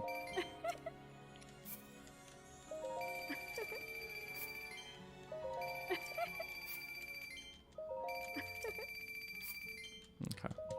It's easier to do this than punch it into a calculator. So. But yeah, if I can recap the schedule before we sell everything and then we leave for the playthrough, basically. Yep. This Friday we'll be finishing our Minish Cap 100%. So closure on another run. It'll be noon Eastern time, so 12 p.m. Eastern. Yeah, it's been very fun. I think it'll be our 8th stream for that playthrough. Minish Cap's a lot shorter, of course. But it's been very fun to do another non-wild-esque era Zelda game on the channel. So yeah, at some point in the future we'll do Wind Waker 100%. First time 100%. But yeah, our main objective is the Zonai run. So yeah, that'll be every Wednesday. Same time slot as us, 6 p.m. Eastern. Going to completion. Yeah, challenge run playthrough will be fun because so much room for creativity, adventure, and yeah, go Zonai. The signature aesthetic. For Breath of the Wild signature run, the ancient run, which I know is a lot of people's favorite run that I did. Because it's fun just being so overpowered. It's one of my favorites too. Like, literally just going ham on guardians with cool ancient weapons. It's very interesting because in Breath of the Wild, the ancient gear is like the strongest gear in the game. And you can complement it with pretty much one of the strongest armor sets. The strongest, technically. But in this game, Zonai is the most encompassing thing. But it's not the strongest. Like, you can get very diverse with the different weapons, Minoru, and all the builds. But in terms of like the tier of those weapons, yeah, outclassed by pretty much all the pristine stuff. So I think it's very interesting. It's like a progression. You start with the decayed stuff, then throw all the Zonai stuff in there, which is, it tends to be some of the strongest in your inventory. But as the true power of the past kind of shines through, and, you know, your adventures with the last game, symbolically. Those past tier weapons, you find the pristine stuff, and they outclass the Zonai stuff. So, I guess an interesting synergy with that, if you want to put it that way. Yeah, so in my playthrough, for the second half of it, no Zonai weapons, basically. If I would have had one, it just would have been for the cool factor, but I found cool factor and other crazy combos with weapon perks. So, yeah, Zonai stuff will be a good way to balance everything out. Not super strong, but it's good for what it is. It looks awesome with all the different sets. So that's another thing. Aesthetically, it's going to be awesome. Because there's the main Zone set and all the other side ones. There we go. Almost done with everything. 374. That. Okay. Final count with just materials was 220. I think it was 224. We'll just say 224. So with all the armors, well, 155, yeah, 155-ish, 157. Yeah, about 157,000 rupees if you sell all armor pieces. One of each maxed out. 157, yeah. That's cool. What a good little bit to know. So, I'm not going to bother with the cooking because adding it all up, if you just see, we're looking pretty low. It's not more than 2,000. So, our net worth is 381, give or take 2,000 more. So, 383. I'm fine with that estimation because that's just a lot of just that. And I've been doing this for a bit. So, I think that's okay. So, my guess with initially full all armors was about at least 100,000 more. So, with everything, I was like, it's not going to hit 500,000, but I'm thinking somewhere around the 400,000 mark. So, yeah, with the food, 383 would have been, so about 17,000 off from that 400,000 that I assumed. But that's because the armors was worth more than what I thought, because I thought it was going to be about, 30% less. But yeah, materials was a little under 300,000. Or, yeah, you know what I meant. It's fine. Okay. I was pretty close to my estimations. We didn't hit 500,000. It was going to be a little bit under, and it's a little bit under 500,000. We're over 1/3 though, so yay. We're rich. It doesn't matter. The money's going to be spent on nothing. We're naked. Our pride is diminished, and we won. So, yay. Okay. Boop. Can't sell weapons. Have fun. Bye-bye armor. This is stuff that you can't sell. You can't sell that? Oh yeah, because it's chest, right? Okay, so all the unsellable stuff in the game. Thank you, Mifa. Thank you, random jungle chests. Of course, lightning helm. Can't sell the tunics and the old tunic. And the materials. Everything. You just gotta throw away the king scales. So. But, thank you guys so much for watching the entire Tears of the Kingdom playthrough. Started the day it came out. It was such an amazing time. Full playlist is in the description for anyone curious. And yeah, it was basically, almost every other day that first month and a half, and it's been weekly right after that. So weekly for the last 9 months or whatever. And yeah, Tears of the Kingdom's 1-year anniversary is in 1 month, 2 days. So it's April 10th today. May 12th is the anniversary. So, yeah, we'll be a few streams into the zone I run by then. But does that fall on? No, it doesn't fall on one of the stream days, but that's fine. Yeah, I'm very excited for it. So that'll be our next playthrough, zone I run. Can't wait for that. Glad you guys seem excited too. And yeah, just honestly, thank you for all the awesome memories. I really enjoyed this and being able to talk about stuff and share our experiences and funny weapon builds and moments that happened. And I'm glad this all impacted us in a good way, because a lot of you were here for the whole hype of it, just through Breath of the Wild, which is when we pretty much did all of our Breath of the Wild stuff initially.